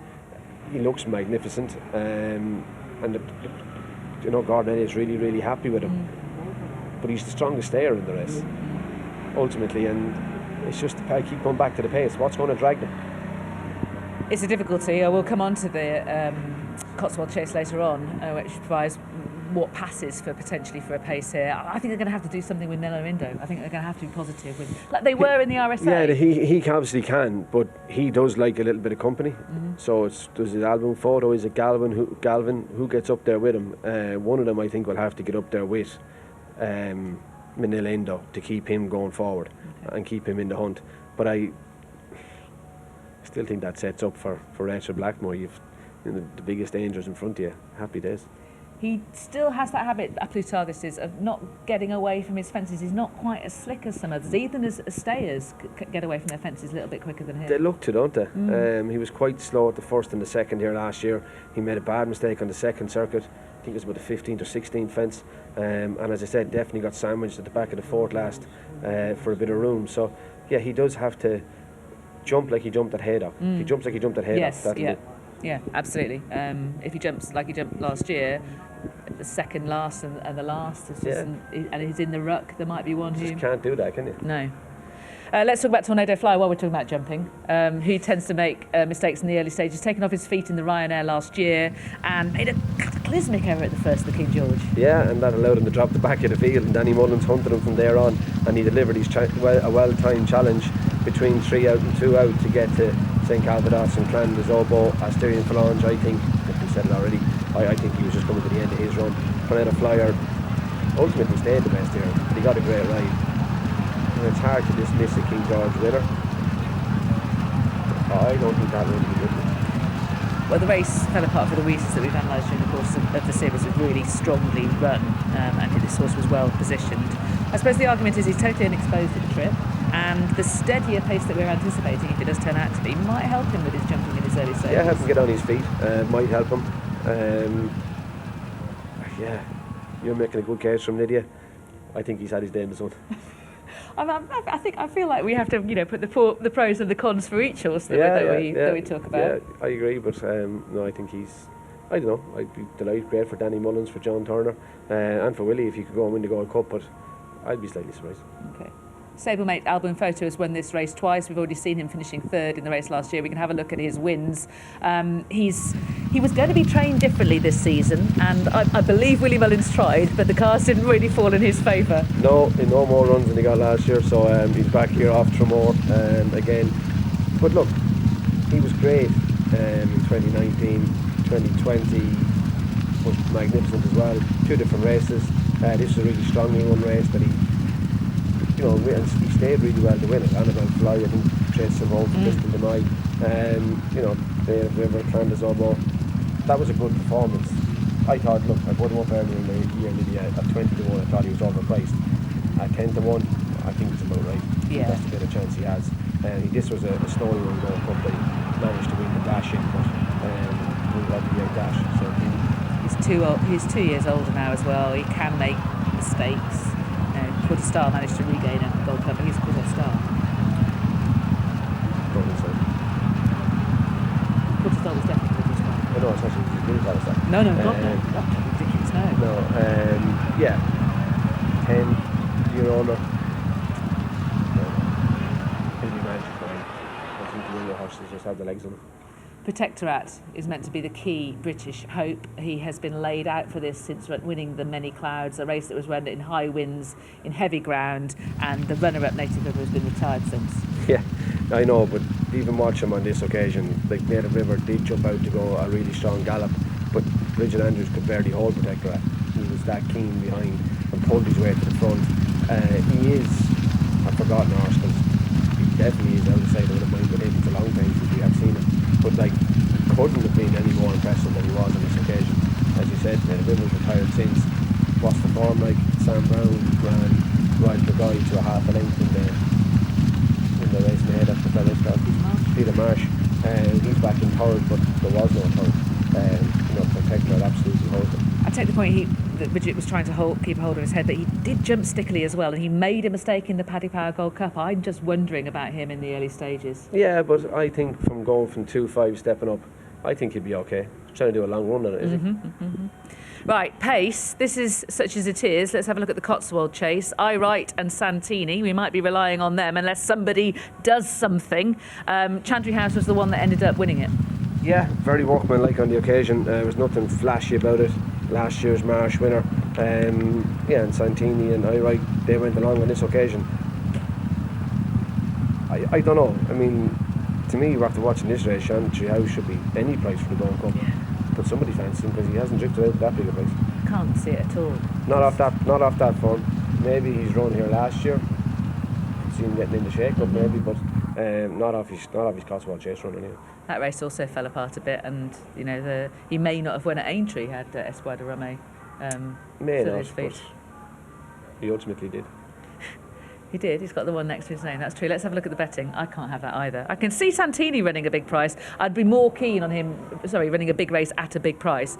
I'd be more keen on him if there was more pace and he wasn't having to potentially do the dirty work himself. Yeah. Where are you going then? Where am I going? I'll go with the favourite. A Plutar for me, I think. There's 2 of them. Okay, A Plutar. I'm with the other one at 6. You're with Galvan, yeah. Yeah. But 130. I don't know. It will be. I'm interested to see who does something. Who is the protagonist in this race? I think that's going to be fascinating. Someone has to try something in it. Be a bit braver. That day starts with the Jcb Trial of Hurdle. Let's have a talk about that, shall we? Because this too is a fascinating race. Vauban at the top of the market at 13 to 8. The horse that beat him at Punchestown is 5 to 2. Phil Dorr, the latter's stablemate, is 11 to 2, 9 to 1, and upwards the rest. Let's start with the Spring Juvenile Hurdle. It was won by Verdun, with Phil Dorr in second, Iletiton making his debut in third, and Ikar Allen in the JP McManus colours making a load of mistakes. Yeah, he jumped poorly, Ikar Allen, and then went back to win the winning fair. But look, even though this race was probably run on a nice gallop, I don't think it was running a strong enough pace to suit Phil Dorr, and Vauban has too much gears for him, or too many gears for him, from the home turn to the last hurdle and then onto the line. Vauban has worked really well and schooled really well since. He seems to be in great form, and barring we get an absolute deluge, I think he'll uphold the form. I'm hoping he'll uphold the form. He let Tomp run really well for his first run over hurdles, the grey horse in the green colours, and he came home nicely. As I said, Ikar Allen has definitely jumped better on his next start, but I think the track will suit Phil Dorr. I think the stiffer track, 2 miles and 1 on the new course in Cheltenham, I think will definitely bring Phil Dorr closer to Vauban. Was Vauban hanging there? He looks to be hanging left, doesn't he? Yeah. Any worries about that? No, probably would if he was hanging right, but left to be alright. No, okay, alright. And Iletiton, I mean, that's a huge debut. Huge debut. Hopefully he can back it up. He looks well. he looks to have improved a little bit at home, so hopefully he can back it up and improve. And he should have improved from his first run. It's going to be more strongly run this than the spring, you would think, and that should suit him too. It should, yeah. It looks like he stays well, doesn't it? Yeah.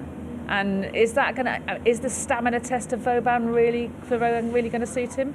Don't know. He looks really quick. He was a highly rated flat horse. Willie's talking about a flat campaign, isn't it? Is he? Yeah, which should more kind of tie up with a horse that's a champion hurdler than necessarily a triumph That'll hurdler. probably depend on how he runs now in the, I suspect it the probably triumph will. as to what his flat career is. He could be leaving here on Friday trying to make a champion hurdle or something. He could do, absolutely. Let's hope he's not going to be making a National Hunt Chase horse out of him as a result of that. Let's talk about Pied Piper and his form line with Vauban, shall we? Because they met each other at Punchestown. Pied Piper, people felt got more of the breaks than Vauban? Yeah, it's got a great ride. You can call it more of the breaks, but he got a brilliant ride. Davy Russell, they were side by side early, Vauban and Pied Piper. And both a little bit keen. Pied Piper ended up in front of Vauban off the home turn. Davy drifts a little bit off the bend out to Paul Townend. Paul switches and goes back inside Davy and runs on the last. Davy switches back in and closes that door, and ultimately Vauban gets beaten a half a length after making a mistake at the last. Now, I would say both horses have improved from this day, and both have gone on to do better things in the next start, especially Pied Piper here. Yeah, we can have a look at Pied Piper's finesse performance, which he blew the race apart. It's a really easy performance to like on the eye. This one I don't feel adds up to much, I'll be honest. No, the form probably isn't massively strong, but I mean, literally, what more can a horse do? Nothing more. And jump super, travel super. Apart from maybe set stronger fractions, I don't know. This was just a doddle up, really. It was, but look, Gordon split his two juveniles. This horse came here, and he did saunter up, and it was I think it was an eye-catching performance. So there was chat after that race he might go to the Supreme. There was, that's right. And instead he ended up here. He ended up with headgear on the flat. He stayed really strongly there, stayed 14 furlongs for John Gosden, used to run in the colours of Her Majesty the Queen. Interesting. Should we talk about who might finish fourth in the Best of British? Maybe fifth. Knight Salute. Should we have a look at him in the Adonis? I really like Knight Salute. Well, I think he's better than literal form. Yeah, what's to stop Knight Salute getting involved? I mean, I hope he does. He keeps winning. Milton Harris is having a wonderful season, and I think only does enough. And even this is him in the Adonis. Even when he gets off the bend, he hadn't been travelling particularly well before there. Paddy got him into a nice position. He's going to hose it for the second last, but he only does enough from here home. I don't think he's ever a horse that's going to win by a big distance. He definitely only does enough. That's what he's been like the whole time. So I think he's underestimated. I think he is by far the best of British. Yeah, he was good. I liked him at Doncaster when he beat Parnassus. I like him. Okay. So your conclusion is? The conclusion is possibly Vauban. I thought he let the Tomp was double figure odds there for a long time. I thought he was a great each way bet. He was already in the bag in the Road to Cheltenham column. What did I put in? No, me. He let it on the 20s. He let it on for you. What do I fancy? Probably still beside him in each way. Okay. He let it on. Okay. Right, let's move on to the Albert Bartlett on the same day, shall we, and have a look at the betting for that. Obviously, we had a significant departer. Minella Crooner, unfortunately, does not go after a setback. Hillcrest, though, has been confirmed as a runner after his win at Haydock, and he's joint favourite at 11-4 with Ginto. Let's start with Ginto, shall we, and talk about his Lawlers of Naas performance. Good performance. I was all about Hillcrest for this, Lydia, till Ginto jumped in. And Jack Kennedy said actually after this race that he thought he could be an Albert Bartlett horse. So look, maybe it was the defection of Minella Crooner, but he is coming here now. The horse behind him in the green cap, Hollow Games, looks set for the Martin Pipe, and outside him is Journey With Me, who runs in the And What Do You Want, who both run in the Ballymore on Wednesday afternoon. But Ginto is a tough horse, stays going really well. I think he's in the right race. Okay. Is Hillcrest in the right race? Yeah, I think he is too, yeah. I think. But I was probably stronger on Hillcrest before Ginto took this. I think he's a really good horse too. He's got pace, hasn't he? Yeah. Hillcrest is a massive horse. Really good performance at Haydock. But he's proven here at Cheltenham as well. He is, and look, it was a strong performance at Haydock. The clock backed it up, and he kept going really well at Haydock.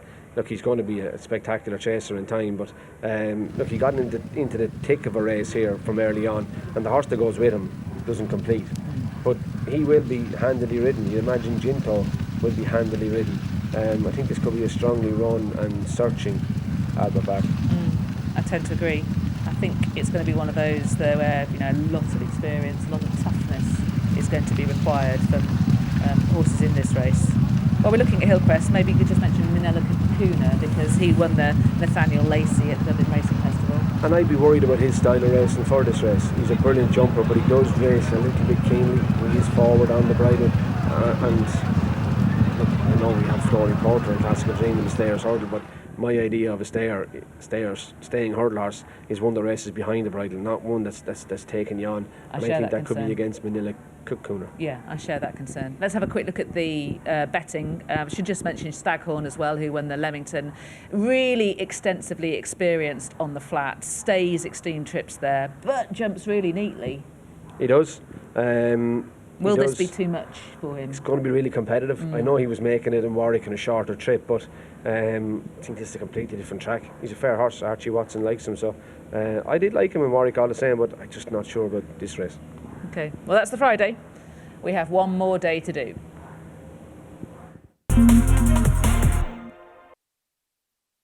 At Racing TV, 100% of our profits go back into racing. Thank you for supporting the sport that we all know and love.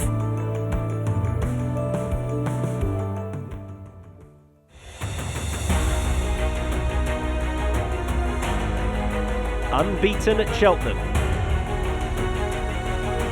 Unbeaten over fences. Festival favourite. Jcb has too much class. 12 runs, 11 wins. 2020 Supreme, 2021 Arkle. He's sauntering home. Shishkin, easy as he likes. 1. Shishkin. Will the chasing prince have his crowning moment in the Queen Mother Champion Chase?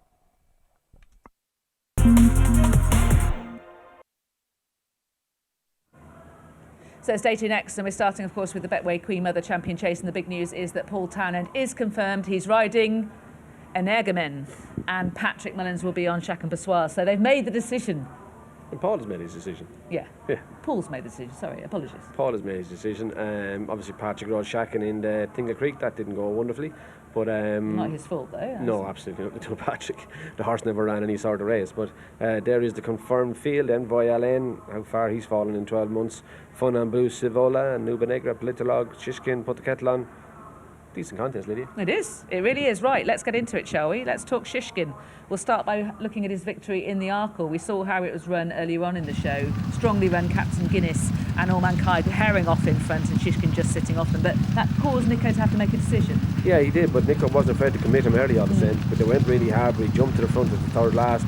Now, he doesn't send them when he gets to the front, but he didn't slow down and take back behind Captain Guinness or All Mankind either. He stayed, he let him jump to the front. So he knows this horse has got lots of stamina and he's not afraid to ride him that way. Yes, you wouldn't be concerned about that at all.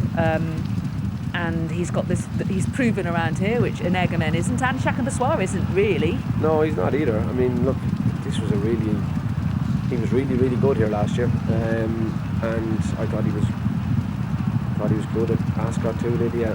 I just think he's going to be so hard to beat. So do I. You wanted to talk about how he ran at Aintree as well? Yeah, just like you're thinking, like, what does Paul Townend do on Energamen or Patrick Mullins on Chac and Passoir? What do they do differently? But like, Nico is so good at keeping things simple, and he watched him here at Aintree. He jumps up beside Eldorado Allen. He was not going fast enough for him passing the stands. Gumball around that. Gumball, I think it was. Wasn't going fast enough for him, and Shishkin just takes it off, goes to the front. They touch triple string fences.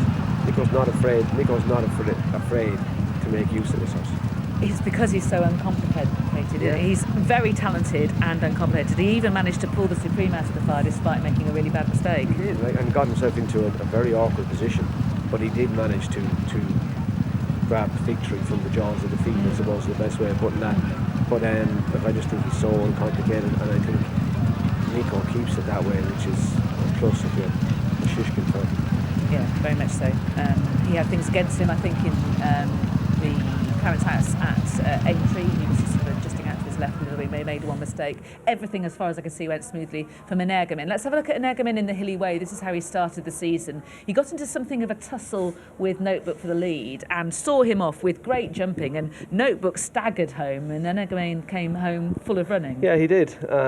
But it was great jumping from Energumen that blew this race apart and put Notebook really on the back foot. So it is, but does he jump out and go like he did at Ascot? Is that going to change the result this afternoon or Wednesday afternoon? I don't think so. So what does Paul Townend do? I don't know. I mean, I just can't see why you go and set the race up for Shishkin. People are saying that, you know, the Queen Mother Champion Chase is shorter than the Clarence House, that, you know, Energumen was still in front. There are more fences, so he can put his jumping to help him. Yeah, you can, but it's just that was probably from the first point we showed earlier. Like, you saw how far from home Nico put Shishkin into last year's Arkle. So Nico's aware that it's a furlong shorter as well, or a bit more than a furlong shorter.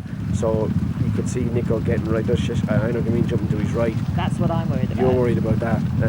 You know, I could see Nico getting really involved early on Shishkin and putting the race up to the other two. I think the whole sort of flat spot argument is kind of overstated. So do I. So I think the same.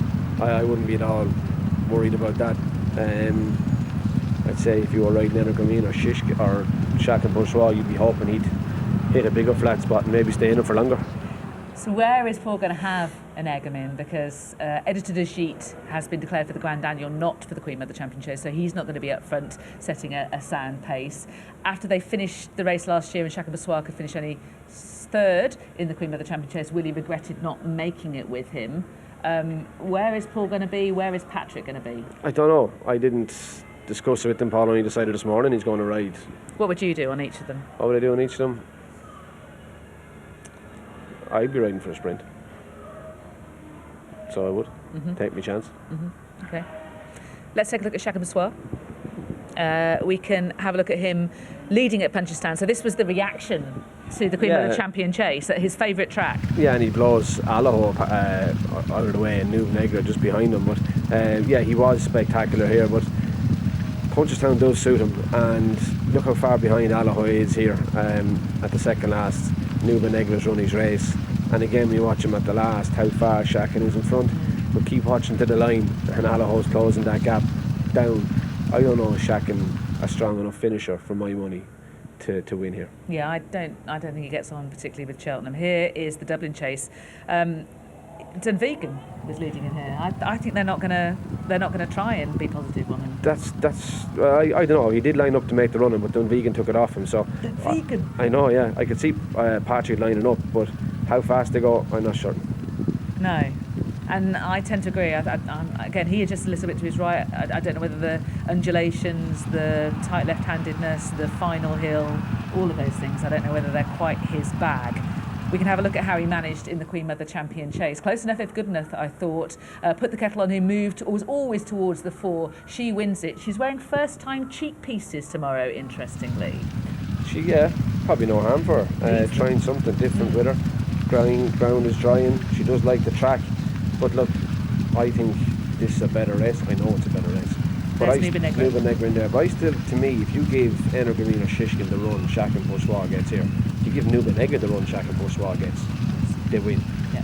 Shack and Bourgeois didn't. I can't forgive him for that. Yeah. Look where he is now. I mean, if you wrote the race down, you'd say, like, this is where I want to be, this is what I want to do. And this is where things don't go right for Nuve Negra. I mean, he's sort of checked, he's having to switch around. I get your point. I think he would have won if he'd have been in Shack as well. Yeah, he gets that run, he wins. And, you know, I think Put the Kettle On was tough, she was brilliant. But I do think she was a fortuitous winner. I'm glad to see her here as an Arkle winner and the reigning Queen Mother Champion Chase winner. I'm glad to see her here rather than the Mrs. Paddy Power. I think that's the right thing to do with the champion. Yeah, fair enough. With first-time cheek pieces on, that can help her, but she's got to leave this season's form behind. Nuve Negra, terrible run in the Tingle Creek, but he kind of laid out for this since then. This is the primary. Yeah, again, look, last year's run, if he did get a bit more luck, he could be the champion. But I think he has to be 8 or 10 pounds better again to beat Shishkin or Energramine, I think anyway. Yep. Envoy Alain, bit of a riddle this. Of course, we saw him earlier on in the show falling in what was then the Marsh Chase. This is it again. Such a shock at the time, and things have only gone downhill from there. Yeah, he still managed to win a couple of Grade 1s, and it has, gone downhill for him. Look, this was, I don't know what it was, beating Battle Over Dyoun. They went at it a long way out. Jack Kennedy put it up to Rachel Blackmore, and Envoy Alain just seemed to outstay Battle Over Dyoun more than anything else as they plod up the straight. But look, he was one of the hype horses coming here last year, and as a novice he hasn't progressed. It'd be great to see him come back to maybe what people thought he could be, but to me he's just plateaued and hasn't improved enough to be a championship horse. No, I'm afraid I feel the same way. Final flash of betting then. I can't see a way of Shishkin being beaten. I'm in the betting without market with Nubi Negra, thinking he can finish second here, just because of my doubts about Chacun Pessoir's handling of the course, which you share, and my doubts about Energramine handling the course, which you don't share so much. No, I wouldn't be too worried about Energramine. But yeah, I do agree with you. I think it'll be hard to beat Shishkin, unfortunately for us. Let's move on to the Brown Advisory, shall we? And we can start after we've seen the betting, which has... Oh, sorry, it's the declarations, rather. So, Ahoy Senor, Brave Man's Game and L'Empresse, the key ones here. We'll start by talking about the Quarto Star Chase, in which Brave Man's Game's nimble jumping was contrasted with Ahoy Senor's sticky jumping. Yeah, it was, and it was quite evident from early on. And look, I know Ahoy Senor jumps to his right, but I'm not sure going right-handed with no space to do it suited him, and it made him quite deliberate. When he was good, when you got it wrong, he was pretty average. I would love to have seen Ahoy Senor maybe learn a little quicker than he's learned jumping wise. Agreed. It's taken him a while to get a hang of it, but Brave Man's Game, he never had to learn. He is what a natural is. I think he's spectacular jumping wise, but I don't know the horse that well, maybe it's always him.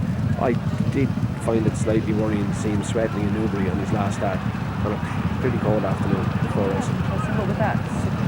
Just a bit nervous, a bit on edge. If he is, tomorrow bring it over. That's interesting. I'm wondering about flat tracks, Newton Abbot, Haydock, Newbury, Kempton, whether that's his thing. And if we have a look at the Ballymore last year, when of course he ran into Bob Bollinger, and Bollinger was fabulous, but it's the way he fades up the hill, and on the left there of the four leading, Bear Gills, who's left behind at this point, almost gets to him for third. Yeah, but ultimately he's in the race, he's in the heat of battle, he's given his all off the bend, and therefore probably entitled to tire a little bit late on. I think he's a better chaser than he ever was hurdler, Brave Man's Game, and he's had a good campaign. His jumping's a huge asset to him, and I don't see him not staying. I just hope he doesn't boil up. It's the track rather than staying. I think he's a very not staying pacer. I'm not sure. You think he's Kempton, King George horse? I do. And plenty of possibly, but the old course should suit him then. He needs speed to win on those flat, and have pace to win on those flat tracks, and I'd probably be more confident about him on the old course than I would the new. The Towton was where we saw Ahoy Senor last, and he was dominant.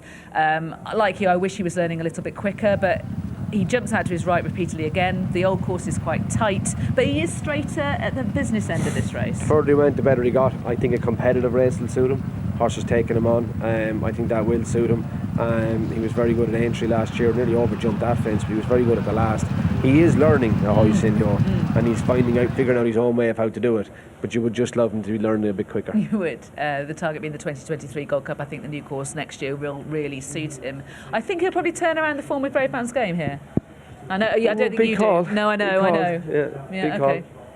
And I've been coming around to this horse, L'Empresse. Let's talk about L'Empresse. Originally he was heading towards the Turners. After he won the Scilly Isles, Venetia Williams said, why would I go up in trip? Since then, and since it's been confirmed that Galopin de Charme is taking on Bob Bollinger in the Turners, this horse is stepping up in trip. He does finish out his races strongly. Yeah, you could see why Venetia has taken on Ahoy Senor and Brave Man's Game rather than Galopin and Bob Bollinger. I could see why you do that.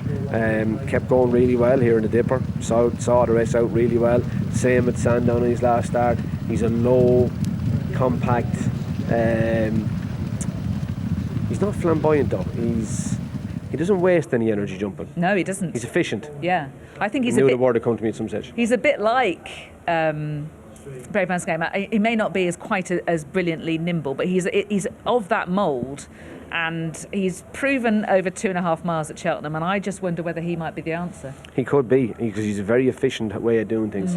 And look, the Scilly Isles Dipper, I don't know what the record is going forward for those horses for the Brown Advisory. Must remember to get those names right this week. And he's a runner. Big. It's been a wonderful season for Charlie and Vinicia. It'd be a great way to round it off. And Capadana over Gaillard de Menil for Willie in that race, in your view? Would be for me. Form would suggest it. Capadano at least made Bob Ollinger change gears. Fell in his last start, but he schooled really well since, and I didn't have jumping down as an issue for him, so I was surprised to see him fall at Leopardstown. Race tends to favour sluggers sometimes though, and Gaillard de Menil slugged his way into second in the Ballymore last time and showed improvement last time out behind Galvan at Leopardstown. Let's have a look at the Ballymore declaration, shall we? The Ballymore Novices Hurdle. There we are with Sir Gerhard going up in trip. Are you confident about the trip for Sir Gerhard? I think he'll stay. He won a point. Everybody says that though, but point to point is a different thing. Doesn't matter, do you? No. My confidence in trip, I didn't think he absolutely had to go up in trip, but I think he'll stay all right. And I'm assuming they haven't slapped the cheek pieces on like Willie was threatening at some point. That to me said C3, and that surely hasn't happened. I'll get the confirmation in my ear. No, it definitely hasn't. Definitely hasn't. Right, good. Main danger? Sir Gerhard's main danger. Journey with me, probably. I think he's a really strong stayer. Thought he did well at Naas on his last start. Was more impressed with him in Leopardstown when he big Kilcrut. But I think he'll have to be a sharper horse on Wednesday if he's going to repel Sir Gerhard. 3-Stripe Life, get a bit closer maybe? Definitely could get a bit closer, and I think his form will be interesting to keep an eye on it with regards to Mighty Potter in the Supreme. Okay. Now, time to revisit the poll. Remember the question that we asked. Is it going to be pretty much a whitewash or not? Let's see what you think. Drum roll. Comprehensive defeat is what everyone's gone for. So, 19 to 22 winners for Ireland. We're all on the fence. Okay. I think everybody else is hoping for a bit better than that, but after watching the Imperial Hurdle on Saturday, I think we're in the mental brace position. Let's go out to Nick on the track and find out. Nick, what do you think you learned this morning? Is there anything that really sort of caught your ears? Yeah, a couple of things, Lydia. First of them, I think, was the extent to which that conversation with Willie Mullins intensified the focus on what is the race of the week, the Queen Mother Champion Chase, and the extent to which really all the chat about Chacun Pour Soi might be a bit of a diversion from the key rematch between Shishkin and Energumen. And it didn't really come as a massive surprise to me that Paul Townend then decided to ride Energumen, particularly with that rain forecast. And with a horse still, I think, available at around about 9-2, you wonder how long that price will last. So I certainly feel quite positively disposed towards the possibility of Energumen reversing the form with Shishkin in the Queen Mother Champion Chase. I was again interested that Willie was leaning towards the Gold Cup with Asterion Forlange in an open year where there are all sorts of results possible. Could this most extraordinary and unpredictable of animals finally have his day in the sun on the day that it matters most? He's owned by Shishkin's owner, of course, Joe and Mary Donnelly, and as I said to you earlier in the year, he said that Asterion Forlange was his favourite horse, which I thought showed a very keen sense of humour. As regards Sir Gerhard and Dysart Dynamo, I was most interested to hear Willie Mullins essentially saying, look, this is the way I wanted it all along. I was only keeping my options open because something might happen, there might be a variable somewhere in the mix, a horse could go wrong, whatever. But this is really the way I always saw it. And unless David Casey or Ruby up there told me he was doing something balmy, he always wanted to run Sir Gerhard in the Ballymore. So that kind of made me think differently about the Ballymore and whether it was the right race for Sir Gerhard. And it was lovely to see all the horses a little earlier on in the show. Obviously, American Mike is my new best friend, but really Honeysuckle and that piece with Zoe just saying, this is a mare who knows what she wants. She tells you what she wants when she wants. She's determined to do her own thing, and she's in good shape ahead of a bid to win a second Champion Hurdle, Lydia. Nick, thank you. Sterling work out on the track, bringing some really revealing interviews and seeing us some insight into the key equine performers here over the next 4 days. Did Willie always want to run Sir Gerhard in the Ballymore? Maybe he did, I never asked. What was your instinct on it? Look, to me, I just think that race in Leopardstown has a great record for horses in the Supreme, so that's why I would have been leaning, but Willie and Paul has ridden them both, and Willie watches them better than I do. We've got about 30 seconds. Your potted thoughts on the Weatherbys Champion Bumper? Just a bold and easy one at you, you know. Yeah, I was really impressed looking at American Mike this morning, how well he's taken to surroundings. Facile Vega, look, I'm with Facile Vega, there's no doubt about it. But Redemption Day is working really nicely, so is James's Gate. Brave Man's Game is a strong stare, and you can't get away from how strong Jamie and Gordon fancy American Mike. Okay, so don't know would have been quicker. Would have been. You said you had 30 seconds to fill. Thank you very much for it. You have filled them. Thank you very much for watching Road to Cheltenham. Make sure you join us for the main show as of tomorrow. For now, goodbye.